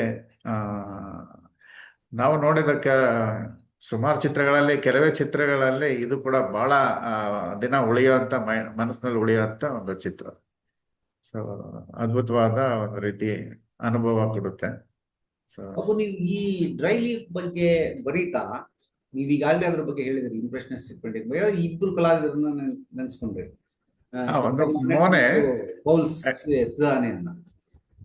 ಇಂಪ್ರೆಷನಿಸ್ಟಿಕ್ ಕಲಾ ಪ್ರಕಾರದಲ್ಲಿ ಅಂತ. ಆ ಇಂಪ್ರೆಷನಿಸ್ಟಿಕ್ ಈ ಸಿನಿಮಾವನ್ನ ಆ ರೀತಿಯ ದೃಶ್ಯ ಕಟ್ಟುವಿಕೆಯಲ್ಲಿ ಈ ಸಿನಿಮಾವನ್ನ ಚಿತ್ರೀಕರಿಸುವ ಉದ್ದೇಶದಿಂದ ಬಹಳ ಕಡಿಮೆ ರೆಸಲ್ಯೂಷನ್ ಇರುವ ಕ್ಯಾಮ್ರಾವನ್ನು ಬಳಸಿದ್ರು ಅಂತ. ಆ ಇಂಪ್ರೆಷನಿಸಂ ಬಗ್ಗೆ ಒಂದಷ್ಟು ಏನಾದ್ರು ತಿಳಿಸ್ಲಿಕ್ಕೆ ಸಾಧ್ಯ? ಇದನ್ನ ಇಂಪ್ರೆಷನಿಸ್ಟಿಕ್ ಸಿನಿಮಾ ಅಂತ ಕರಿಬೋದಾ, ಮತ್ತು ಅದರ ವಿಶೇಷತೆ ಏನು, ಆ ಕಲಾ ಪ್ರಕಾರದ ವಿಶೇಷತೆ ಏನಂತ ನೀವು ಕಲಾವಿದರಾಗಿ ತಿಳಿಸಿದ್ರೆ ಈ ತರದ ಸಿನಿಮಾಗಳನ್ನು ನೋಡ್ಲಿಕ್ಕೆ ನೋಡುಗರಿಗೆ ಒಂದು ಅರಿವು ಮತ್ತು ಒಂದು ಪಾಠ ಸಿಗುತ್ತೆ. ಇಂಪ್ರೆಷನಿಸ್ಟ್ ಅಂದ್ರೆ ಒಂದು ಆ ಕ್ಯಾಮ್ರಾ ಅವೆಲ್ಲ ತಿಳಿಸ್ದಂಗೆ, ಕ್ಯಾಮ್ರಾ ಬಂದಾಗ ಸುಮಾರು ಆರ್ಟಿಸ್ಟ್ಗಳಿಗೆ ನಮ್ಮ ಕೆಲಸ ಏನು ಅನ್ನೋದು ಒಂದು ಸಮಸ್ಯೆ ಆಯ್ತು. ಅದಕ್ಕಿಂತ ಮುಂಚೆ ಎಲ್ಲ ಬಹಳ ರಿಯಲಿಸ್ಟಿಕ್ ಅಪ್ರೋಚ್ ಅಲ್ಲಿ ಪೇಂಟ್ ಮಾಡ್ತಾ ಇದ್ರು. ಸೊ ಆಗ ಅವರು ಅದನ್ನ ಬಿಟ್ಟು, ಅದು ಇವಾಗ ನಮಗೂ ಈಗ ಹೊಸ ಎಐಗಳು ಬಂದ್ಮೇಲೆ ಆರ್ಟಿಸ್ಟ್ ರೋಲ್ ಏನು ಅನ್ನೋದು, ಅಥವಾ ಮೊಬೈಲ್ ಕ್ಯಾಮ್ರಾಗಳಲ್ಲಿ ಬಂದ್ಮೇಲೆ 1 ಸೆಕೆಂಡ್ಗೆ ಲಕ್ಷಾಂತರ ಜನ ಕ್ಲಿಕ್ ಮಾಡ್ತಿರ್ತಾರೆ ಈಗ ಈ ಟೈಮಲ್ಲಿ. ಸೊ ಅಂದ್ಮೇಲೆ ಒಬ್ಬ ಫೋಟೋಗ್ರಾಫರ್, ಸಿನಿಮಾಟೋಗ್ರಾಫರ್ ಆಗ್ಬೋದು, ಒಬ್ಬ ಫೋಟೋಗ್ರಾಫರ್ ಆಗ್ಬೋದು, ಒಬ್ಬ ಆರ್ಟಿಸ್ಟ್, ಅದು ಒಂದು ಚಾಲೆಂಜ್. ನಾವು ಅದನ್ನ ಚಾಲೆಂಜ್ ಆಗಿ ತಗೋಬೇಕಾಗುತ್ತೆ. ಸೊ ನಮ್ಮ ಕತೆ, ನಮ್ಮ ಕೆಲಸ ಈ ಒಂದು ಈ ಕಾಲಘಟ್ಟದಲ್ಲಿ ಒಬ್ಬ ಆರ್ಟಿಸ್ಟ್ ಪಾತ್ರ ಏನಾಗುತ್ತೆ, ಇಮೇಜ್ ಅನ್ನೋದು ಇಷ್ಟು ಮಟ್ಟಿಗೆ ಬರುವಾಗ, ಸೊ ಅದೇ ಒಂದು ಕಾರಣದಲ್ಲಿ ಇವರು ಮೊಬೈಲ್ನ ಯೂಸ್ ಮಾಡಿರೋದು ಬಹಳ ಉದ್ದೇಶ ಪೂರ್ವಕವಾಗಿ. ಅಂತದ್ರಲ್ಲಿ ಈ ಇಂಪ್ರೆಷನಿಸಮ್ ಅಂದಾಗ ನಾವು ಒಂದು ಲೈಟ್ ಅನ್ನ ಒಂದು ವಸ್ತು ಮೇಲೆ ಬಿದ್ದಾಗ ಅಥವಾ ಒಂದು ಗಿಡ ಮರ ಯಾವ್ದಾದ್ರು ಬಿದ್ದಾಗ ಆ ಕ್ಷಣದಲ್ಲಿ ನಡೆಯೋ ಒಂದು ಅಟ್ಮಾಸ್ಫಿಯರ್ ಇರುತ್ತಲ್ಲ ಅದನ್ನ ಪೇಂಟರ್ ಆ ಪ್ರತಿದಿನ ಆ ಟೈಮಲ್ಲೇ ಅಲ್ಲಿ ಕೂತ್ಕೊಂಡು ಪೇಂಟ್ ಮಾಡೋರು. ಆಮೇಲೆ ಮತ್ತೆ ಅಲ್ಲಿಗೆ ನಿಲ್ಲಿಸ್ತಾ ಇದ್ರು, ಮತ್ತೆ ನೆಕ್ಸ್ಟ್ ಗೇಮ್ ಮಾಡ್ತಾ ಇದ್ರು. ಆ ತರ ಎಲ್ಲ ಮಾಡಿದ್ದಾರೆ ಕಲಾವಿದ್ರು. ಸೊ ಇದು ಬೇಸಿಕಲಿ ಏನಂದ್ರೆ ಅವರು ಒಂದ್ ರೀತಿ ಈ ಇಂಪ್ಯಾಸ್ಟೋ ಅಂತ ಒಂದು ಮೆಥಡ್ ಇತ್ತು, ಅಥವಾ ಪಾಯಿಂಟ್ ಪಾಯಿಂಟ್ ಇಡೋ ತರ ಮೆಥಡ್. ಇಂಪ್ಯಾಸ್ಟೋ ಅಂದ್ರೆ ಪೇಂಟ್ ನ ಹಾಗೆ ಮೆತ್ತುತ್ತಾ ಹೋಗ್ತಾ ಇದ್ರು. ಸೊ ಅದು ಈ ಪೋಸ್ಟ್ ಇಂಪ್ರೆಷನಿಸಮ್ ಬರುತ್ತಲ್ಲ, ಈ ವ್ಯಾನ್ ಗೋ ಎಲ್ಲ ಬರ್ತಾರೆ, ಈ ಗೋಗಾ ಇಂಥವ್ರೆಲ್ಲ. ವ್ಯಾನ್ ಗೋಗಳಲ್ಲಿ ಇನ್ನೂ ದೊಡ್ಡ ದೊಡ್ಡ ಪ್ಯಾಚ್ಗಳು ನೋಡ್ತೀರಾ ನೀವು. ಸೊ ನಿಮ್ಗೆ ಆ ಸ್ಟ್ರೋಕ್ಗಳು ಈ ಇಂಪ್ರೆಷನಿಸಮ್ ಅಲ್ಲಿ ಚಿಕ್ಕ ಚಿಕ್ಕ ಸ್ಟ್ರೋಕ್ಗಳು, ಅಂದ್ರೆ ಒಂಥರ ಪೇಂಟ್ ನ ಬೇರೆ ಬೇರೆ ಬೇರೆ ಬಣ್ಣಗಳನ್ನ, ಅಂದ್ರೆ ಇವಾಗ ಗ್ರೀನ್ ಅಂತ ಇಟ್ಕೊಳ್ಳಿ, ಆ ಗ್ರೀನ್ ಅಲ್ಲೇ ಸುಮಾರು ತರ ಗ್ರೀನ್ ನ ಪಕ್ಕ ಪಕ್ಕ ಡಾಟ್ ಡಾಟ್ ತರ ಪ್ಯಾಚ್ ಪ್ಯಾಚ್ ತರ ಇಡ್ತಾ ಹೋಗ್ತಾರೆ. ಅದು ಆಲ್ಮೋಸ್ಟ್ ನಾವು ಪಿಕ್ಸೆಲ್ ಅಂತ ನಾವ್ ಈಗೇನ್ ಹೇಳ್ತೀವಲ್ಲ, ಅದು ಆ ರೀತಿನೇ ಪೇಂಟ್ ಅದು. ಸೊ ಅದಕ್ಕೆ ಇದನ್ನ ಒಂದ್ ರೀತಿ ನೇರವಾಗಿ ಅಲ್ಲದೆ ಹೋದ್ರು ಒಂದು ಇಂಡೈರೆಕ್ಟ್ ಆಗಿ ನಾವು ಅದನ್ನ ಇಂಪ್ರೆಷನಿಸ್ಟ್ ಮೂವಿಂಗ್ ಇಮೇಜಸ್ ಅಂತ ಹೇಳ್ಬೋದು. ನನ್ನ ಪ್ರಶ್ನೆ ಏನು ಅಂತಂದ್ರೆ, ಈ ಇಂಪ್ರೆಷನಿಸಮ್ ನಾನು ಅಂದ್ರೆ ನಿಮ್ಮ ಈ ವಿವರಗಳ ನಂತರ ಮತ್ತು ಇಂಪ್ರೆಷನಿಸಮ್ ಓದ್ಕೊಂಡ ನಂತರ, ನಾವು ಇಂಪ್ರೆಷನಿಸ್ಟ್ ಅಂದ್ರೆ ನೀವು ಅದನ್ನ ಚಿತ್ರ ರಚಿಸುವ ಬಗೆಯಿಂದ ಅದನ್ನ ಇಂಪ್ರೆಷನಿಸಮ್ ಅಂತ ಹೇಳ್ಬೋದು. ಈಗ ಇನ್ನೊಂದು ಅರ್ಥದಲ್ಲಿ ನೋಡಿದ್ರೆ, ಈಗ ಕ್ಯಾಮ್ರಾ ಬಂದ ನಂತರ ಅದು ಸ್ಪಷ್ಟವಾಗಿ ನಾವೇನು ದಿನನಿತ್ಯ ನೋಡ್ತೀವಿ ಅದನ್ನ ಹೇಗಿರುತ್ತೋ ಹಾಗೆ, ಹೇಗಿದೆಯೋ ಹಾಗೆ ಅದನ್ನ ಬಹಳ ಸ್ಪಷ್ಟತೆಯಲ್ಲಿ ನೀವು ಹೇಳ್ದಾಗಿದೆ. ಒಂದು ಒಂದು ಸ್ಥಳದಲ್ಲಿ ಒಂದು ಹೊತ್ತಲ್ಲಿ ಬೆಳಕು ಬಿದ್ದಾಗ ಅದರಿಂದ ಪ್ರತಿಫಲನಗೊಂಡು ನಾವು ಚಿತ್ರವನ್ನ ಕಾಣ್ತೇವೆ ಅನ್ನೋದು ಫೋಟೋಗ್ರಫಿಯಲ್ಲೂ ಕೂಡ.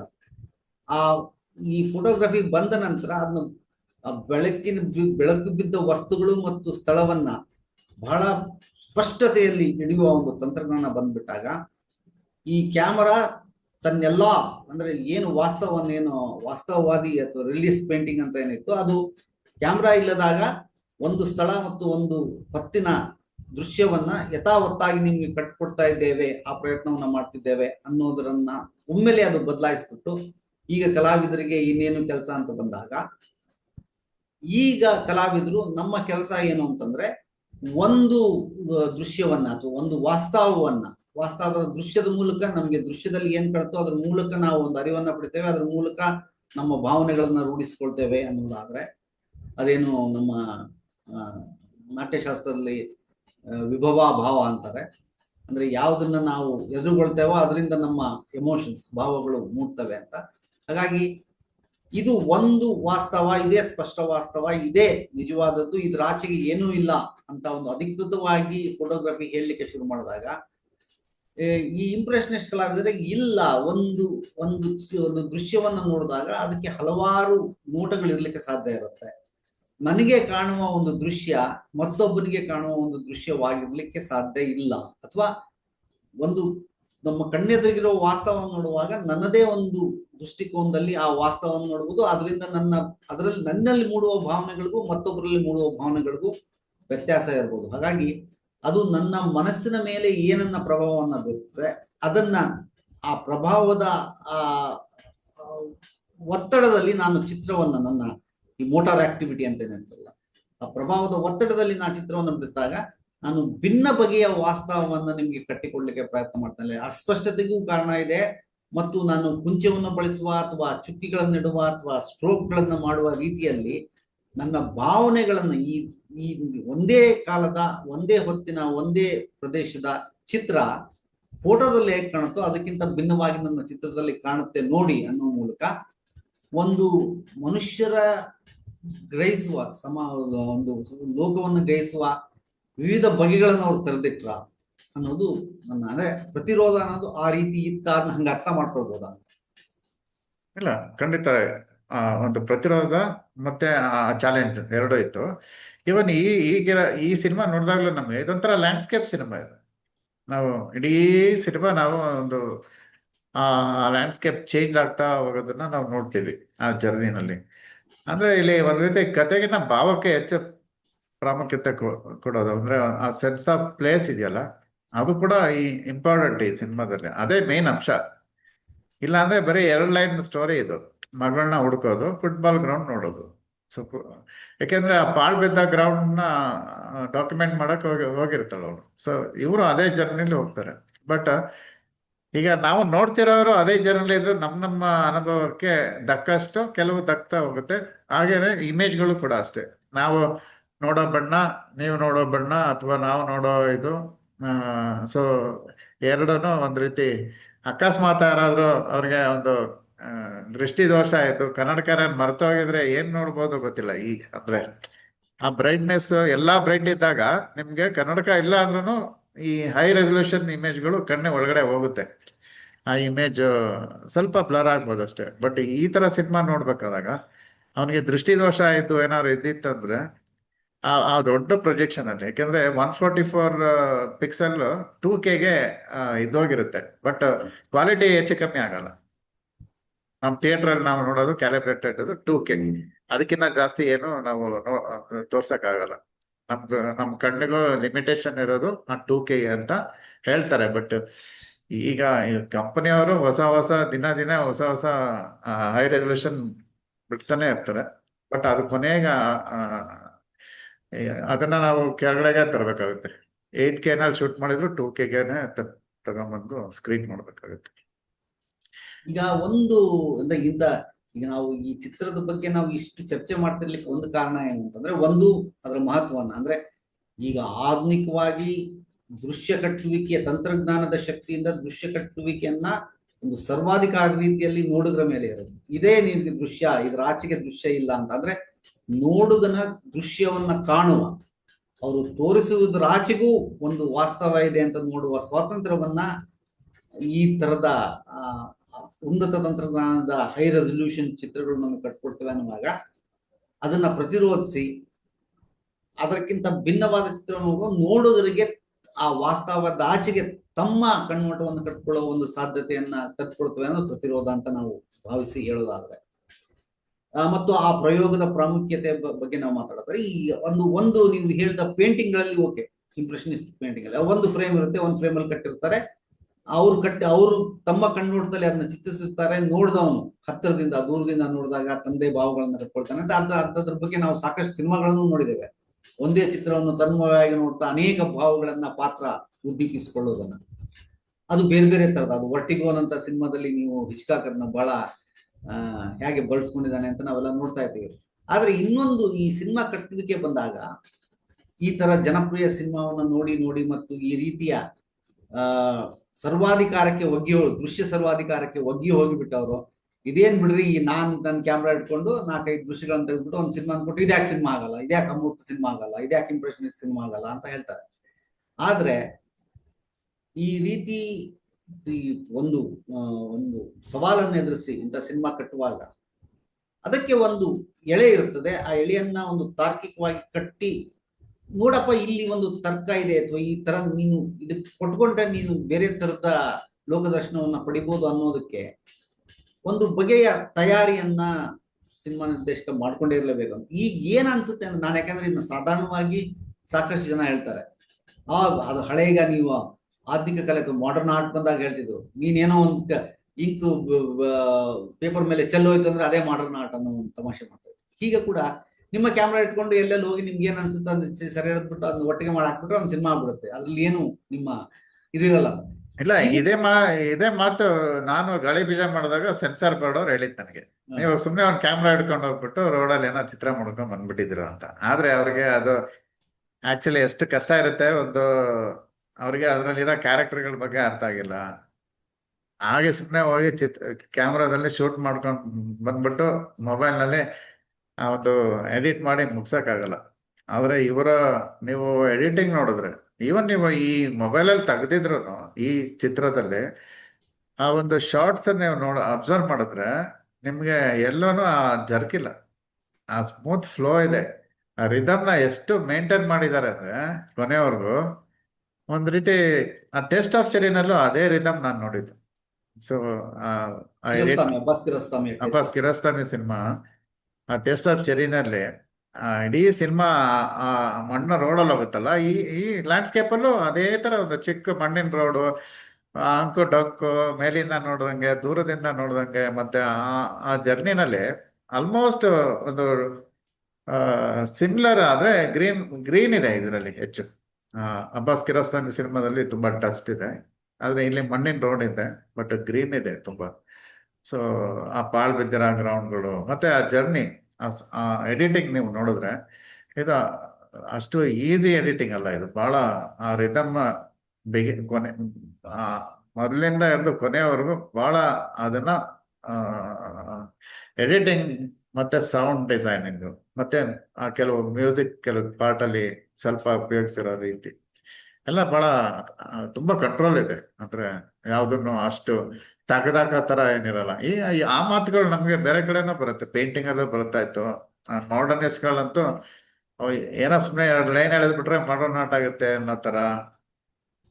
ಆದ್ರೆ ಮಗು ಚಿತ್ರ ಬರೆದ್ರೆ ಆ ತರ ಅಂತ. ಆದ್ರೆ ಒಬ್ಬ ಬೆಳೆದು ಒಂದು ಎಲ್ಲಾ ಸ್ಕಿಲ್ ನ ಪಡ್ಕೊಂಡು ಅದನ್ನ ಧಿಕ್ಕರಿಸಿ ಮತ್ತೆ ಒಂದು ಬಹಳ 2 ಲೈನ್ಗೋ 1 ಲೈನ್ಗೋ ಒಂದು ಸರಳೀಕರಣ ಮಾಡೋದಿದೆಯಲ್ಲ, ಅದು ಮಾಸ್ಟರ್ಸ್ಗೆ ಸಾಧ್ಯ ಇದೆ ಮೇಡಮ್. ಅದನ್ನ ನಾವು ಅರ್ಥ ಇವಾಗ ಮ್ಯೂಸಿಕ್ ಅಲ್ಲೂ ಅದೇ ರೀತಿ ಒಂದು ಅಬ್ಸ್ಟ್ರಾಕ್ಟ್ ಕ್ವಾಲಿಟಿ ಇರುತ್ತೆ. ಅದು ನಮ್ಮ ಕ್ಲಾಸಿಕಲ್ ಮ್ಯೂಸಿಕ್ ಇರ್ಬೋದು ಅಥವಾ ಸೀರಿಯಸ್ ಮ್ಯೂಸಿಕ್ ಬಗ್ಗೆ ಹೇಳ್ತಾ ಇದ್ದೀನಿ. ಆ ಒಂದು ಅರ್ಧ ಗಂಟೆ ರೆಂಡರಿಂಗ್ ಮಾಡೋದು, ಈ ಮಲ್ಲಿಕಾರ್ಜುನ್ ಮನ್ಸೂರ್ದೆ ಒಂದು ತಗೊಂಡ್ರೆ ಉದಾಹರಣೆಗೆ, ಅವ್ರು ಶುರು ಮಾಡೋದು ಮುಗಿಸೋದು ಒಂದೇ ಲೈನಲ್ಲಿ ಇರುತ್ತೆ. ಆದ್ರೆ ಅದರಲ್ಲಿ ಎಷ್ಟೋ ವೇರಿಯೇಷನ್ ನಾವು ಕೇಳಿಸ್ಕೋಬಹುದು. ಅವರು ಭೀಮ್ಸನ್ ಜೋಶಿ ತರ ಮೇಲೆ ಕೆಳಗೆ ಎಲ್ಲ ಹೋಗಲ್ಲ, ಅವರು ಮನ್ಸೂರ್ದು ಒಂದೇ ಲೈನಲ್ಲಿ ಹೋಗ್ತಾ ಇರುತ್ತೆ. ಆದ್ರೆ ಆ ಮಿನಿಮಲಿಸ್ಟ್ ಮ್ಯೂಸಿಕ್ ನಾವು ಫಿಲಿಪ್ ಕ್ಲಾಸ್ ಅಥವಾ ಬೇರೆ ಬೇರೆ ಅವ್ರದ್ದೆಲ್ಲ ನೋಡಿದ್ರೆ ಅದು ಆ ಬೀಟ್ ಇರುತ್ತಲ್ಲ, ಅದು ಒಂದೇ ಬೀಟ್ ರಿಪೀಟ್ ಆಗ್ತಾ ಆಗ್ತಾ ಆಗ್ತಾ ಆಗ್ತಾ ಒಂದ್ ಸೈಕಲ್ ಬಂದಾಗ ಒಂದ್ ಚೂರ್ ಆಡ್ ಆಗುತ್ತೆ, ಮತ್ತೆ ಇನ್ನೊಂದ್ ಸೈಕಲ್ ಬಂದಾಗ ಚೂರ್ ಆಡ್ ಆಗುತ್ತೆ. ಸೊ ಆ ಒಂದು ಪರ್ಟಿಕ್ಯುಲರ್ ಮಿನಿಮಲಿಸ್ಟ್ ಮ್ಯೂಸಿಕ್ ನಾವು ಕೇಳಿದ್ರೆ ಬಹಳಷ್ಟು ಎಕ್ಸ್ಪೆರಿಮೆಂಟ್ ಆಗಿದೆ ಅದರಲ್ಲಿ. ಸೊ ಆ ರೀತಿ ಸಿನಿಮಾದಲ್ಲೂ ಆಗುತ್ತೆ. ಇನ್ನೊಂದು ಎಲ್ಲಾ ಕಲೆಗಳಲ್ಲೂ ಒಂದಕ್ಕೊಂದು ಈ ಎಕ್ಸ್ಪೆರಿಮೆಂಟ್ ನಡೀತಾನೆ ಇರುತ್ತೆ. ಅದು ಪ್ರಭಾವ ಒಂದರಿಂದ ಇನ್ನೊಂದಕ್ಕೆ ಆಗ್ತಾ ಇರುತ್ತೆ. ಈಗ ನಾವು ತುಂಬಾ ಸಿಂಪಲ್ ಎಕ್ಸಾಂಪಲ್ ಅಂದ್ರೆ, ಬಿಗಿನಿಂಗ್ ಅಲ್ಲಿ ಎಡ್ವರ್ಡ್ ಮೈಬ್ರಿಡ್ಜ್ ಆಕ್ಷನ್ ನ ಕ್ಯಾಪ್ಚರ್ ಮಾಡಬಹುದು ಅನ್ನೋ ಒಂದು 12 ಕ್ಯಾಮ್ರಾ ಇಟ್ಟು, ಅದು ಬಹಳ ಬೇಸಿಕ್ ಕ್ಯಾಮ್ರಾ. ಅದರಲ್ಲಿ ಶಟರ್ ಇಲ್ಲ, ಮತ್ತೆ ಇದು ಇಲ್ಲ, ಸುಮ್ನೆ ಕ್ಯಾಪ್ ಹಾಕ್ಬೇಕು ತೆಗಿಬೇಕು ಈ ರೀತಿ. ಅಂತದ್ರಲ್ಲಿ ಆಕ್ಷನ್ ನ, ಅದು ಕುದುರೆ ಓಡೋದನ್ನ ಕ್ಯಾಪ್ಚರ್ ಮಾಡ್ಬೇಕು ಅಂದ್ರೆ ಅಷ್ಟು ಈಸಿ ಅಲ್ಲ ಅದು. ಅದಕ್ಕೆ ಅವನೇ ಒಂದು ಡಿಸೈನ್ ಮಾಡ್ತಾನೆ ಗೇಟ್ ತರ. ಸೊ ಆಮೇಲೆ ಆ ಕ್ಯಾಮ್ರಾಗಳಿಗೆ ಒಂದು ತಿನ್ನಾಗಿರೋದ ದಾರ ಕಟ್ತಾನೆ. ಅದನ್ನ ನಾವು ಒಂದೊಂದೇ ಶೂಟ್ ಮಾಡೋಕ್ಕೂ ಆಗಲ್ಲ, ಯಾಕಂದ್ರೆ ಅಷ್ಟು ಕೋಆರ್ಡಿನೇಟ್ ಮಾಡೋದು ಕಷ್ಟ ಇದೆ. ಸೊ ಕುದುರೆ ಓಡುವಾಗ ಆ ದಾರದಿಂದ ಅದು ಶಟರ್ ಶಟರ್ ಆ ಗೇಟ್ ತರ ಮಾಡಿದ್ನಲ್ಲ, ಅದು ಎಳೆದು ಅದು ಶೂಟ್ ಆಗಿದೆ. ಅದೇ ಮೊದಲನೇ ಆಕ್ಷನ್ ಅಂತ ಹೇಳ್ತಾರೆ, ಅಂದ್ರೆ ಕ್ಯಾಪ್ಚರ್ ಮಾಡಿರೋದು. ಆದ್ರೆ ಆ ಒಂದು ಅದು ಒಂಥರ ಹಿಸ್ಟ್ರಿನೇ ಕ್ರಿಯೇಟ್ ಮಾಡ್ತದ್ದು. ಅದು ಆಕ್ಚುಲಿ ಅದು ಸ್ಟ್ಯಾನ್ಫೋರ್ಡ್ ಕುದುರೆಗಳನ್ನ ತುಂಬಾ ಸಾಕಿದ್ದ ಅವನು. ಕುದುರೆ ಜೂಜಲ್ಲಿ ಬಹಳ ಇದಿತ್ತು. ಬಟ್ ಅವನು ಈ ಫೋಟೋಗ್ರಾಫರ್ನ ಕರೀತಾನೆ, ಎಡ್ವರ್ಡ್ ಮೈಬ್ರಿಡ್ಜ್ನ ಕರೆದು, ಈ ಕುದುರೆ ಕಾಲು ಹೆಂಗೆ ಹೋಗುತ್ತೆ, ಯಾಕಂದ್ರೆ ಅದು ನಮ್ಮ ನೇಕೆಡ್ ಐನಲ್ಲಿ ನಾವು ಅದನ್ನ ಕ್ಯಾಪ್ಚರ್ ಮಾಡಕ್ಕಾಗಲ್ಲ. ಅದು ಮೊದಲನೇ ಸಲ ಅದು ಕಾಲು ಯಾವ ರೀತಿ ಇಡ್ತಾ ಇತ್ತು ಅನ್ನೋದು ಮೊದಲನೇ ಸಲ ಮನುಷ್ಯನಿಗೆ ಗೊತ್ತಾಗಿತ್ತು ಓಡುವಾಗ. ಅದ್ರ ಹಿಂದೆ ಎಷ್ಟೋ ಜನ ಆರ್ಟಿಸ್ಟ್ಗಳು ಪೇಂಟ್ ಮಾಡಿದ್ರಲ್ಲ ಕುದುರೆ ಓಡೋದು, ಅದು ಯಾರು ಆ ರೀತಿ ಒಂದು ಪರ್ಟಿಕ್ಯುಲರ್ ಆಗಿ ಕ್ಯಾಪ್ಚರ್ ಮಾಡೇ ಇಲ್ಲ ಪೇಂಟರ್ಸ್. ಸೊ ಅದು ಒಂದು ರೀತಿ ಆರ್ಟ್ ಮತ್ತೆ ಫೋಟೋಗ್ರಫಿ ಬಂದಾಗ, ಆಮೇಲೆ ಎಡ್ವರ್ಡ್ ಮೈಬ್ರಿಡ್ಜ್ ಹೋಗಿ ಈ ಸುಮಾರು ಜನ ಈ ಇಂಪ್ರೆಷನಿಸ್ಟ್ ಅವ್ರನ್ನೆಲ್ಲ ಮೀಟ್ ಮಾಡ್ತಾರೆ ಈ ಪ್ಯಾರಿಸ್ ನಲ್ಲಿ. ಅವಾಗ ಒಂದು ಫ್ಯೂಚರಿಸಮ್ ಅಂತ ಒಂದು ಬರುತ್ತೆ. ಅಂದ್ರೆ ಒಂದೇ ಪೇಂಟಿಂಗ್ ಅಲ್ಲಿ, ಒಂದೇ ಫ್ರೇಮ್ ನಲ್ಲಿ ನೀವು ಆ ಮೂವ್ಮೆಂಟ್ಗಳು ಚಲನೆದು, ಈಗ ಮೆಟ್ಲಿಂದ ಒಬ್ಳು ಒಂದು ನ್ಯೂಡ್ ಇಳದ್ ಬರ್ತಾ ಇದೆ ಫಿಗರ್. ಸೊ ಅಲ್ಲಿ ನೀವು ಒಂದ್ ಫಿಗರ್ ನೋಡಲ್ಲ, ಒಂದೇ ಫ್ರೇಮ್ ನಲ್ಲಿ ಸುಮಾರು ಫಿಗರ್ಗಳು ಹಿಂಗ್ ಮೂವ್ ಆಗ್ತಾನೆ ಬರುತ್ತೆ. ಆಮೇಲೆ ಡೇಗ ಒಂದು ಬ್ಯಾಲೆ ಡ್ಯಾನ್ಸ್ ಮಾಡ್ತಾ ಇರೋದ ಸುಮಾರು ವರ್ಕ್ ಮಾಡಿರೋದು. ಆತರ ಸುಮಾರು ಜನ ಆರ್ಟಿಸ್ಟ್ಗಳು ಈ ಫೋಟೋಸ್ ಇಂದ ಇಂಪ್ರೆಸ್ ಆಗ್ಬಿಟ್ಟು ಸೊ ಹೊಸ ರೀತಿ ಯೋಚನೆ ಮಾಡಕ್ ಶುರು ಮಾಡೋದು. ಸೊ ಆರ್ಟಿಸ್ಟ್ಗಳಿಂದ ಫಿಲ್ಮ್ ಮೇಕರ್ ಇಂದ ಆರ್ಟಿಸ್ಟ್ಗಳು, ಮ್ಯೂಸಿಷಿಯನ್ ಇಂದ ಇದು. ಸೊ ಈ ರೀತಿ ಒಂದಕ್ಕೊಂದು ಬಹಳ ಗಾಢವಾದ ಸಂಬಂಧ ಇರುತ್ತೆ. ಸೊ ಯಾವುದೇ ಒಂದು ಫೀಲ್ಡ್ ಅಲ್ಲಿ ಎಕ್ಸ್ಪೆರಿಮೆಂಟ್ ಆದ್ರೆ ಈಗ ಅದು ಇನ್ನೊಂದ್ ಕಡೆ ಪ್ರಭಾವ ಬಂತು, ಅದ್ರಲ್ಲೂ ಕೆಲವೊಂದು ಆ, ಪ್ರಯತ್ನಗಳು ಮಾಡ್ತಾರೆ. ಸೊ ಸೊ ಈ ರೀತಿ ಸಿನಿಮಾ ಒಂದ್ ರೀತಿ ಹೇಳ್ಬೇಕಂದ್ರೆ ಎಲ್ಲಾ ಒಂದು ಪ್ರಕಾರಗಳನ್ನ ಒಳಗೊಂಡಂತ ಒಂದು ಮಾಧ್ಯಮ. Sound, literature, theatre, actor, chemical. ಮುಂಚೆ ಸೆಲ್ಯುಲಾಯ್ಡ್ ಇದ್ದಾಗ ಕೆಮಿಸ್ಟ್ರಿ ಗೊತ್ತಿರ್ಬೇಕಿತ್ತು, ಅಥವಾ ಈಗ ಇನ್ನೊಂಥರ. ಸೊ ಇವೆಲ್ಲ ಒಳಗೊಂಡ್ಮೇಲೆ ನಿರ್ದೇಶಕನಿಗೆ ತುಂಬಾ ಕೆಲಸ ಇರುತ್ತೆ. ಯಾವ್ದನ್ನ ಎಷ್ಟು ಬಳಸ್ಬೇಕು, ಎಷ್ಟು ಬಳಸಬಾರದು, ಮತ್ತೆ ಅವ್ರದೇ ಆದಂತ ಒಂದು ಹೊಸ ಲ್ಯಾಂಗ್ವೇಜ್ ನ ಉಂಟಾಕ್ಬೇಕು. ಸೊ ಈ ರೀತಿ ಸುಮಾರು ಚಾಲೆಂಜ್ ಇರುತ್ತೆ. ಸೊ ಸುಮ್ನೆ ಯಾರೋ ಒಂದ್ ಕ್ಯಾಮ್ರಾ ತಗೊಂಡೋಗಿ ಸುಮ್ನೆ ಹಿಂಗ್ ತಕೊಂಡ್ ಬಂದ್ರೆ ಅದು ಸಿನಿಮಾ ಆಗಲ್ಲ, ಅಥವಾ ಯಾರೋ 2 ಲೈನ್ ಗೀಚಿದ್ರೆ ಅದು ಆಗಲ್ಲ. ಆದ್ರೆ ಅವರು ಕೂಡ ಸಿನಿಮಾ ಮಾಡ್ಬೋದು. ಸಿನಿಮಾ ಮಾಡೋದಕ್ಕೆ ಇಂತಿಂತದೇ ಒಂದು ರೂಲ್ಸ್ ಇದೆ ಅಂತ ಏನಿಲ್ಲ. ಆದ್ರೆ ಎಲ್ಲದಕ್ಕೂ ಒಂದು ನಿರ್ದಿಷ್ಟವಾದ ಪರಿಶ್ರಮ, ಮತ್ತೆ ನಾವು ಅದನ್ನ ನಮ್ಮನ್ನ ತೊಡಗಿಸ್ಕೊಳ್ಳೋ ರೀತಿ ಎಲ್ಲ ಇರ್ಬೇಕಾಗುತ್ತೆ. ಆಮೇಲೆ ಒಟ್ಟಾರೆ ಯೋಚನಾ ಶಕ್ತಿ, ನಾವು ಯಾವ ರೀತಿ ನಡ್ಕೊಂಡ್ ಬಂದಿದ್ದೀವಿ, ಇವೆಲ್ಲ ಒಟ್ಟಾರೆ ಒಂದು ಸಿನಿಮಾ ಇರ್ಬೋದು, ಪೇಂಟಿಂಗ್ ಇರ್ಬೋದು, ಮ್ಯೂಸಿಕ್ ಇರ್ಬೋದು. ಸೊ ಅವುಗಳಲ್ಲಿ ಅದ್ರದನ್ನ ನಾವು ಕಾಣ್ಬೋದು. ಅದನ್ನ ನಾವು ಅಂದ್ರೆ ನಾನು ಹೇಳ್ತಾ ಇರೋದು ಯಾತಕ್ಕೆ ಏನ್ ಮಾತನ್ನ ಹೇಳ್ತಿದ್ದೀನಿ ಅಂತಂದ್ರೆ, ಹ್ಮ್. ಇಂಥ ವಾದಗಳನ್ನ ಮಾಡುವಾಗ ಯಾವುದು ಉತ್ತಮವಾದದ್ದು, ಯಾವುದು ಸಾಧಾರಣವಾದದ್ದು, ಯಾವುದು ಕೀಳಾದದ್ದು ಅಂತ ಅರ್ಥ ಮಾಡ್ಕೊಳಕ್ಕೆ ಸಿನಿಮಾದ ವ್ಯಾಕರಣದಲ್ಲೇ ಕೆಲವೊಂದು ಸಣ್ಣದಾದ ಸುಳಿವು ಅಥವಾ ಉತ್ತರಗಳು ಇರ್ತವೆ ಅಂತ ಆದ್ರೆ, ನಾವು ಅದೇ ಹೇಳಿದ್ನಲ್ಲ, ಈ ತರ ಅಸ್ಪಷ್ಟ ದೃಶ್ಯವನ್ನ ಅಥವಾ ಶಾರ್ಟ್ ಅನ್ನ ಕಟ್ಲಿಕ್ಕೆ ಒಂದು ಕಾರಣ ಏನಿದೆ ಅಂತ ನಾವು ಹೇಳಿದ್ವಿ. ಹಾಗೆ ಆ ರೀತಿಯ ಶಾರ್ಟ್ಗಳನ್ನ ಸೇರಿಸಿ ಒಂದು ದೃಶ್ಯ ಕಟ್ಟು ಮಾಡಿ, ಆ ದೃಶ್ಯ ಕಟ್ಟುಗಳ ಒಂದು ಸಂಕಲನವನ್ನು ಮಾಡಿ ಇಡೀ ಸಿನಿಮಾವನ್ನು ಮಾಡುವಾಗ ಅಲ್ಲಿ ಒಂದು ತತ್ವ ಇದೆ, ಅಲ್ಲಿ ಒಂದು ತಾತ್ವಿಕ ಹರಿವು ಇದೆ ಅಂತ ಅರ್ಥ ಮಾಡ್ಕೊಳ್ಳೋಕೆ ಸಂಕಲನವನ್ನ ನಾವು ಅಂದ್ರೆ ಈ ಎಡಿಟಿಂಗ್ ಅನ್ನ ನಾವು ಫಾಲೋ ಮಾಡಿದ್ರೆ ನಮ್ಗೆ ಅರ್ಥ ಆಗುತ್ತೆ. ಅಂದ್ರೆ ಎಡಿಟಿಂಗ್ ಆತನ ತತ್ವದರ್ಶನದ ಹರಿವನ್ನ ನಮ್ಗೆ ಅರ್ಥ ಮಾಡ್ಕೊಳ್ಳೋಕೆ ಅವಕಾಶ ಮಾಡಿಕೊಡುತ್ತೆ. ಅದರಲ್ಲಿ ನಾವು ಅದರ ಉತ್ತಮಿಕೆ ಅಥವಾ ಸಾಧಾರಣತೆ ಅಥವಾ ಅದರ ಬರಡುತನವನ್ನ ಅರ್ಥ ಮಾಡ್ಕೊಳ್ಳಿಕ್ಕೆ ಸಾಧ್ಯವ, ಅಥವಾ ಅದು ಒಂದು ನೋಡುಗರಿಗೆ ಅಂದ್ರೆ ಈಗ ಒಂದು ಪಠ್ಯವನ್ನ ಅರ್ಥ ಮಾಡ್ಕೊಳ್ಳಿಕ್ಕೆ ನಾವು ಹೇಗೆ ಭಾಷೆಯಲ್ಲಿರುವ ಅನೇಕ ಧ್ವನಿ ಮತ್ತೆ ಭಾವಗಳನ್ನ ಈ ರೀತಿ ಅರ್ಥ ಮಾಡ್ತವೆ ಅಂತ ನಾವು ಭಾವಿಸ್ತೇವೆ, ಹಾಗೆ ಒಂದು ಚಲನಚಿತ್ರವನ್ನು ನೋಡುವಾಗ ದೃಶ್ಯ ಕಟ್ಟುವಿಕೆ ಮತ್ತು ಸಂಕಲನದ ಪರಿಭಾಷೆಗಳ ಮೂಲಕ ಅಥವಾ ವ್ಯಾಕರಣದ ಮೂಲಕ ನಾವು ಈ ತಾತ್ವಿಕತೆ ಹೀಗಿದೆ ಅಂತ ವಿವರಿಸ್ಲಿಕ್ಕೆ ಸಾಧ್ಯವ, ನಿರೂಪಿಸ್ಲಿಕ್ಕೆ ಸಾಧ್ಯವ. ಯಾಕಂದ್ರೆ ಇಂಥ ಪ್ರಶ್ನೆಗಳು ಬಂದಾಗ ನಮಗೆ ಇದು ದೊಡ್ಡ ಸವಾಲು ಅಂತ ವಿಮರ್ಶಕರಿಗೆ, ಅಥವಾ ಈ ರೀತಿ ನಾವು ಈ ಡ್ರೈ ಲೀಫ್ ಅನ್ನೋ ಸಿನಿಮಾವನ್ನು ಮೆಚ್ಚಿಬಿಟ್ಟಿದ್ದೀವಿ ಅಂತ ಇಟ್ಕೊಳ್ಳಿ. ಹಾಗಿದ್ರೆ ಇನ್ನೊಂದು ಎದುರು ನಾ ಇನ್ನೊಂದು ತಂದು ಕೊಡ್ತೇನೆ, ಏನೋ ಬೇಕಾಬಿಟ್ಟಿ ಮಾಡಿ ತಂದು ಕೊಡ್ತೇನೆ, ಇದಕ್ಕೂ ಅದಕ್ಕೆ ವ್ಯತ್ಯಾಸ ಮಾಡಿ ತಾತ್ವಿಕತೆ ವ್ಯತ್ಯಾಸ ಹೇಳು ಅಂತಂದ್ರೆ ವಿಮರ್ಶಕರಾಗಿ ನಮ್ಗೆ ಕೆಲವೊಂದು ಹತ್ಯಾರಗಳು ಬೇಕಾಗ್ತವೆ. ನೋಡು, ಈ ಸಿನಿಮಾದಲ್ಲಿ ಈ ಕ್ರಮ ಇರೋದ್ರಿಂದ ನೀ ಈ ಅರ್ಥ ಮಾಡ್ಕೊಳ್ಳೋದು, ನಿನ್ನದ್ರಲ್ಲಿ ಈ ರೀತಿ ಇರೋದು ಇದು ಅರ್ಥ ಬರುತ್ತೆ. ಆ ಥರದ ಒಂದು ತಯಾರಿ, ಈ ಒಂದು ವ್ಯಾಕರಣದ ತಯಾರಿ ಈ ರೀತಿ ಸಿನಿಮಾಗಳನ್ನು ನೋಡಿ ನಿರೂಪಿಸ್ಲಿಕ್ಕೆ ಇರುವಾಗ ಸಾಧ್ಯ ಆಗುತ್ತಾ ಅಂತ ನನ್ನ ಒಂದು ವಿದ್ಯಾರ್ಥಿಯಾಗಿ ಪ್ರಶ್ನೆ. ಹೌದೌದು. ಈಗ ನೋಡಿ, ಒಬ್ಬ ನಿರ್ದೇಶಕನಿಗೆ ಒಂದು ಐಲೈನ್ ಅಂತ ಇರುತ್ತೆ. ಅದು ನಾವು ಓಝೋ ಸಿನಿಮಾ ನೋಡಿದಾಗ ಗೊತ್ತಾಗುತ್ತೆ. ಯಾಕಂದ್ರೆ ಯಾವ್ದು ಕ್ಯಾಮರಾ ಮೂವ್ಮೆಂಟ್ ಇಲ್ಲ, ಅವ್ರ ಜಾಪನೀಸ್ ಅವ್ರ ಕೂರ ಒಂದು ಲೆವೆಲ್ ಅಲ್ಲೇ ಎಲ್ಲ ನಡೀತಾ ಇರುತ್ತೆ. ಆಮೇಲೆ ಇನ್ನೊಬ್ಬ ಅಮೆರಿಕನ್ ತುಂಬಾ ಫೇಮಸ್ ಪೇಂಟರ್ ಜೂಲಿಯನ್ ಸ್ನಾಬಲ್ ಅಂತ, ಅವನು ಕೆಲವು ಅದ್ಭುತವಾದ ಸಿನಿಮಾಗಳನ್ನ ಮಾಡಿದ್ದಾನೆ. ಅದರಲ್ಲೂ ಇತ್ತೀಚೆಗೆ ಒಂದು ವ್ಯಾನ್ ಗಾಗ್ ಬಗ್ಗೆ ಒಂದು ಫಿಲ್ಮ್ ಮಾಡಿದ್ದಾನೆ. ಅದರಲ್ಲಿ ಅದು ಬಯೋಪಿಕ್ ಅಂತ ಅನ್ಸೋದೇ ಇಲ್ಲ, ಒಂದು ಫಿಲಾಸಫಿಕಲ್ ಥಾಟ್ ಇದೆ. ಮತ್ತೆ ಇಷ್ಟು ದಿನ ನಾವು ವ್ಯಾನ್ ಗಾಗ್ ಬಗ್ಗೆ ಎಷ್ಟು ಉಚಿತನ ಅಂತ ವ್ಯಾನ್ ಗಾಗ್ಗೆ ಅನ್ನೋ ಒಂದು ಆ ಕ್ಲೀಶೆ ಇಮೇಜ್ಗಳನ್ನ ಬಿಲ್ಡಪ್ ಮಾಡ್ತಾನೆ ಹೋಗಿದ್ರಲ್ಲ, ಆ ಸಿನಿಮಾದಲ್ಲಿ ಅಷ್ಟು ಇಮೇಜ್ಗಳನ್ನ ಹೊಡೆದಾಕ್ತಾನೆ. ಸೊ ಅವನೊಂದು ಫಿಲ್ಮ್ ಇದೆ, ಡೈವಿಂಗ್ ಬೆಲ್ ಅಂಡ್ ಬಟರ್ಫ್ಲೈ ಅಂತ. ಅದರಲ್ಲಿ ಆಲ್ಮೋಸ್ಟ್ ಒಬ್ಬ ರಿಪೋರ್ಟರ್ಗೆ ಆಕ್ಸಿಡೆಂಟ್, ಅದು ಸ್ಟ್ರೋಕ್ ಆಗುತ್ತೆ. ಸ್ಟ್ರೋಕ್ ಆದಾಗ ಇಡೀ ಬಾಡಿ ಒಂದು ಕೋಮಾ ಸ್ಟೇಜ್ ಅಲ್ಲಿ ಇರುತ್ತೆ, ಏನೋ ವರ್ಕ್ ಮಾಡ್ತಾರಲ್ಲ. ಆದ್ರೆ ಆಲ್ಮೋಸ್ಟ್ ಒಂದು ಕಣ್ಣು ಮಿಟಕ್ಸಕ್ ಶುರು ಆಗುತ್ತೆ. ಆ ಇಡೀ ಒಂದು ಕಣ್ಣಿಂದ ಒಂದು ಪುಸ್ತಕ ಬರೀತಾರೆ, ಆ ಒಂದು ಭಾಷೆ ಹುಟ್ಟಾಕ್ತಾರೆ.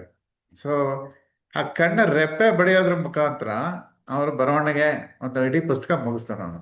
ಆ ಇಡೀ ಸಿನಿಮಾನ ನಾವು ಯಾವ ರೀತಿ ನೋಡ್ತಿದೀವಿ ಅಂದ್ರೆ, ಆ ಮನುಷ್ಯ ಸ್ಟೀಫನ್ ಹಾಕಿಸ್ ತರ ವೀಲ್ ಚೇರ್ ಮೇಲೆ ಕೂತ್ಕೊಂಡು ತಲೆ ಹಿಂಗೆ ಹಿಂಗೆ ಸೊಟ್ಟವಾಗಿ ಒಂದ್ ಕಡೆ ಬಾಗಿರುತ್ತೆ. ಆ ಕಣ್ಣ ನೋಟದಲ್ಲೇ ಇಡೀ ಸಿನಿಮಾ ಶೂಟ್ ಮಾಡಿದ್ದಾನೆ. ಸೊ ಅದು ಪರ್ಪಸ್ ಇರುತ್ತೆ ಅದಕ್ಕೆ. ಸೊ ಆ ಐಲೈನ್ ಕೂಡ ಒಬ್ಬ ನಿರ್ದೇಶಕನಿಗೆ ತುಂಬಾ ಇಂಪಾರ್ಟೆಂಟ್. ಅಂದ್ರೆ ನಾವು ಯಾವ ರೀತಿ ನೋಡ್ತೀವಿ, ಯಾವ ಈ ಪಾತ್ರಕ್ಕೆ ಏನ್ ಬೇಕು, ಅಥವಾ ನಾನು ಸಮಾಜನ ಹಿಂಗ್ ನೋಡ್ತಾ ಇದ್ದೀನಿ, ಅಥವಾ ಈ ಪ್ರಕೃತಿನ ಈ ತರ ನೋಡ್ತಾ ಇದ್ದೀನಿ, ಅವೆಲ್ಲ ಸುಮ್ನೆ ಯಾರೋ ಹಿಂಗ್ ಬಂದ್ ಹಿಂಗ್ ಮಾಡಿದ್ರೆ ಆಗಲ್ಲ. ಅದಕ್ಕೆಲ್ಲ ಒಂದು ಬಹಳಷ್ಟು ಆ ನಾವು ನಮ್ಮನ್ನ ನಾವು ತೊಡಗಿಸ್ಕೊಂಡಿರ್ಬೇಕು, ಮೀಡಿಯಾನ ಅರ್ಥ ಮಾಡ್ಕೊಂಡಿರ್ಬೇಕು. ಅರ್ಥ ಮಾಡ್ಕೊಂಡಾಗ್ಲೇ ಅದ್ರ ಪಾಸಿಬಿಲಿಟಿ ಗೊತ್ತಾಗೋದು. ಆದ್ರೆ ಎಷ್ಟೋ 100 ಜನ ಫಿಲ್ಮ್ ಮೇಕರ್ ಬರ್ತಾರೆ. ಆ 100 ಜನ ಫಿಲ್ಮ್ ಮೇಕರ್ 100 ತರ ಪ್ರಯೋಗ ಮಾಡಿ ಅವ್ರದೇ ಭಾಷೆ, ಅವ್ರದೇ ಧ್ವನಿ ಕಂಡ್ಕೊಳ್ತಾರೆ.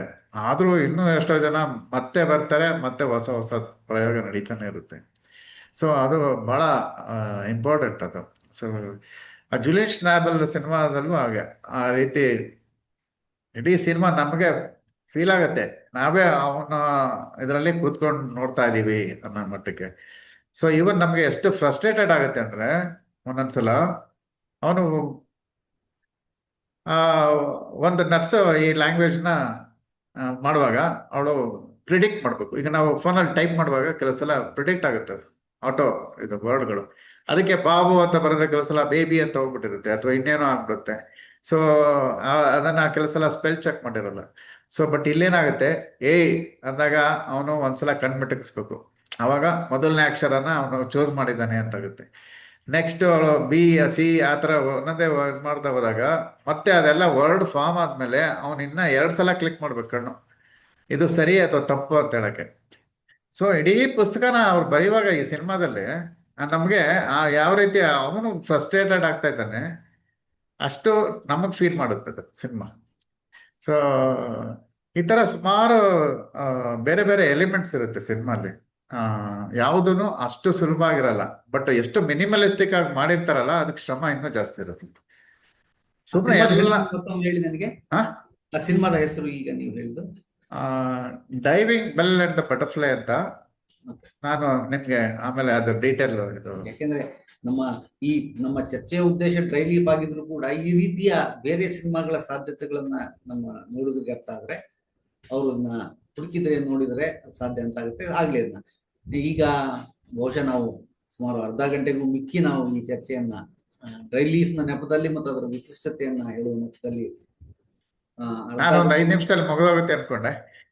ನಾನು ಅಷ್ಟೇ, ನನಗೂ ಬಹಳ ಖುಷಿ ಆಯ್ತು. ಯಾಕಂದ್ರೆ ಈ ರೀತಿ ನಮ್ಮ ಮಾತಿಗೆ ಮಾತು ಸಂವಾದದ ಮೂಲಕ ನಾವು ಇಡೀ ಅಂದ್ರೆ ಆ ಕಲಾ ಪರಿಶ್ರಮದ ಕಟ್ಟುವಿಕೆ ಕಲಾ ಪರಿಶ್ರಮದ ಅರಿವು ಮತ್ತು ಆ ರೀತಿ ಅದಕ್ಕೊಂದು ಪರಂಪರೆ ಇದೆ, ಒಂದು ಚರಿತ್ರೆ ಇದೆ. ಇದು ಮತ್ತೆ ಇವತ್ತೇನೋ ಒಂದು ಕ್ಯಾಮ್ರಾ ಇಟ್ಕೊಂಡು ಹೋದದ್ದಲ್ಲ, ಇದಕ್ಕೆ ಒಂದು ಇಡೀ ಕಲೆಯಲ್ಲೇ ಚಿತ್ರಕಲೆಯಲ್ಲೂ ಫೋಟೋಗ್ರಫಿಯಲ್ಲೂ ಚಲನಚಿತ್ರಕಲೆಯಲ್ಲೂ ಇದಕ್ಕೆ ಸಾಕಷ್ಟು ಒಂದು ಪರಂಪರೆ ಇದೆ. ಆ ಬೆಳವಣಿಗೆಯಲ್ಲಿ ಅನೇಕ ರೂಢಿಗಳು ಮತ್ತು ಅದಕ್ಕೆ ಒಂದು ಪ್ರತಿರೋಧದ ಒಂದು ವಾಹಿನಿಯೇ ಹರ್ಕೊಂಡು ಬರ್ತಿದೆ. ಇಂಥದ್ದನ್ನೆಲ್ಲ ತಿಳ್ಕೊಳ್ಳೋಕೆ ಈ ತಿಳ್ಕೊಳ್ಳೋ ಕಾರಣಕ್ಕಾಗಿ ಒಂದು ಡ್ರೈ ಲೀಫ್ ನ ನೆಪದಲ್ಲಿ ಅಥವಾ ಡ್ರೈ ಲೀಫ್ ಬಗ್ಗೆ ನಾವು ಚರ್ಚೆ ಮಾಡ್ಲೇಬೇಕಿತ್ತು. ಯಾಕಂದ್ರೆ ಅನೇಕರು ನೋಡಿರೋದಿಲ್ಲ ಮತ್ತು ನೋಡ್ಲಿಕ್ಕೆ ಹಿಂಜರಿತಾರೆ. ಅದರ ಈ ದೃಶ್ಯ ಮಾಧ್ಯಮದ ಕುಖ್ಯಾತಿಗಾಗಿ ನೋಡದೇ ಇದ್ದಾಗ ಆದ್ರೆ ಇಂಥ ಸಿನಿಮಾಗಳನ್ನ ಯಾಕೆ ನೋಡ್ಬೇಕು ಮತ್ತು ಅದನ್ನ ಹೆಂಗೆ ಅರ್ಥೈಸ್ಕೊಳ್ಬೇಕು ಮತ್ತು ಅದ್ರ ಹಿಂದೆ ಇರುವ ಒಂದು ಕಲಾ ವಾಸ್ತವ ಏನಿದೆ ಅಥವಾ ಕಲಾ ಪರಂಪರೆ ಏನಿದೆ ಅಥವಾ ಕಲಾ ಪ್ರತಿರೋಧಗಳೇನಿವೆ ಇವೆಲ್ಲವೂ ಒಂದು ಸಿನಿಮಾ ನೋಡಿದಾಗ ಅರ್ಥ ಮಾಡ್ಕೊಂಡ್ರೆ ಆ ಸಿನಿಮಾ ನಮಗೆ ಒಂದು ಕಲಾ ಶಿಕ್ಷಣವೂ ಆಗುತ್ತೆ ಮತ್ತು ನಮ್ಮ ಬದುಕಿಗೂ ಒಂದು ಹೊಸ ಕಣ್ಣೋಟಗಳನ್ನು ಕೊಡುತ್ತೆ ಅನ್ನೋ ಕಾರಣಕ್ಕಾಗಿ ಈ ಸಿನಿಮಾದ ಕುರಿತು ನಿಮ್ಮನ್ನ ಕರೆಸಿ ನನಗೆ ಮಾತಾಡ್ಬೇಕು ಅಂತಿತ್ತು.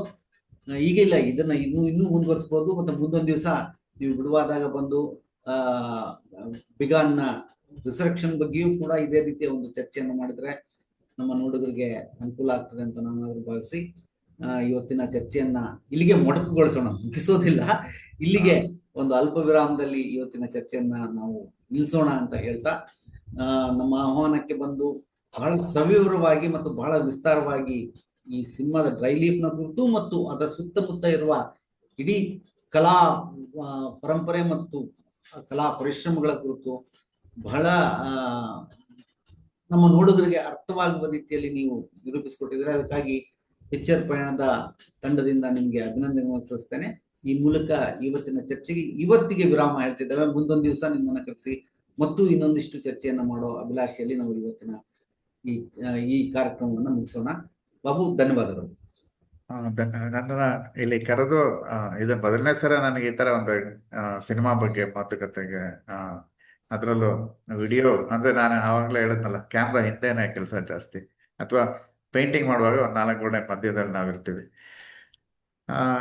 ನನಗೊಂದು ಅಂದ್ರೆ ಈ ರೀತಿ ಮಾತಾಡಕ್ಕೆ ಒಂದು ಅಭ್ಯಾಸನೂ ಆದಂಗ ಆಯ್ತು ಸ್ವಲ್ಪ. ಹಾಗಾಗಿ ನನ್ನನ್ನ ನೀವು ಆಹ್ವಾನಿಸಿದ್ದಕ್ಕೆ ತುಂಬಾ ಧನ್ಯವಾದಗಳು. ಇಲ್ಲಿಗೆ ನಾವು ಈ ಸಂಚಿಕೆಯನ್ನು ಮುಗಿಸ್ತಾ ಇದ್ದೇವೆ. ಎಲ್ರಿಗೂ ನಮಸ್ಕಾರ. ನಮಸ್ಕಾರ.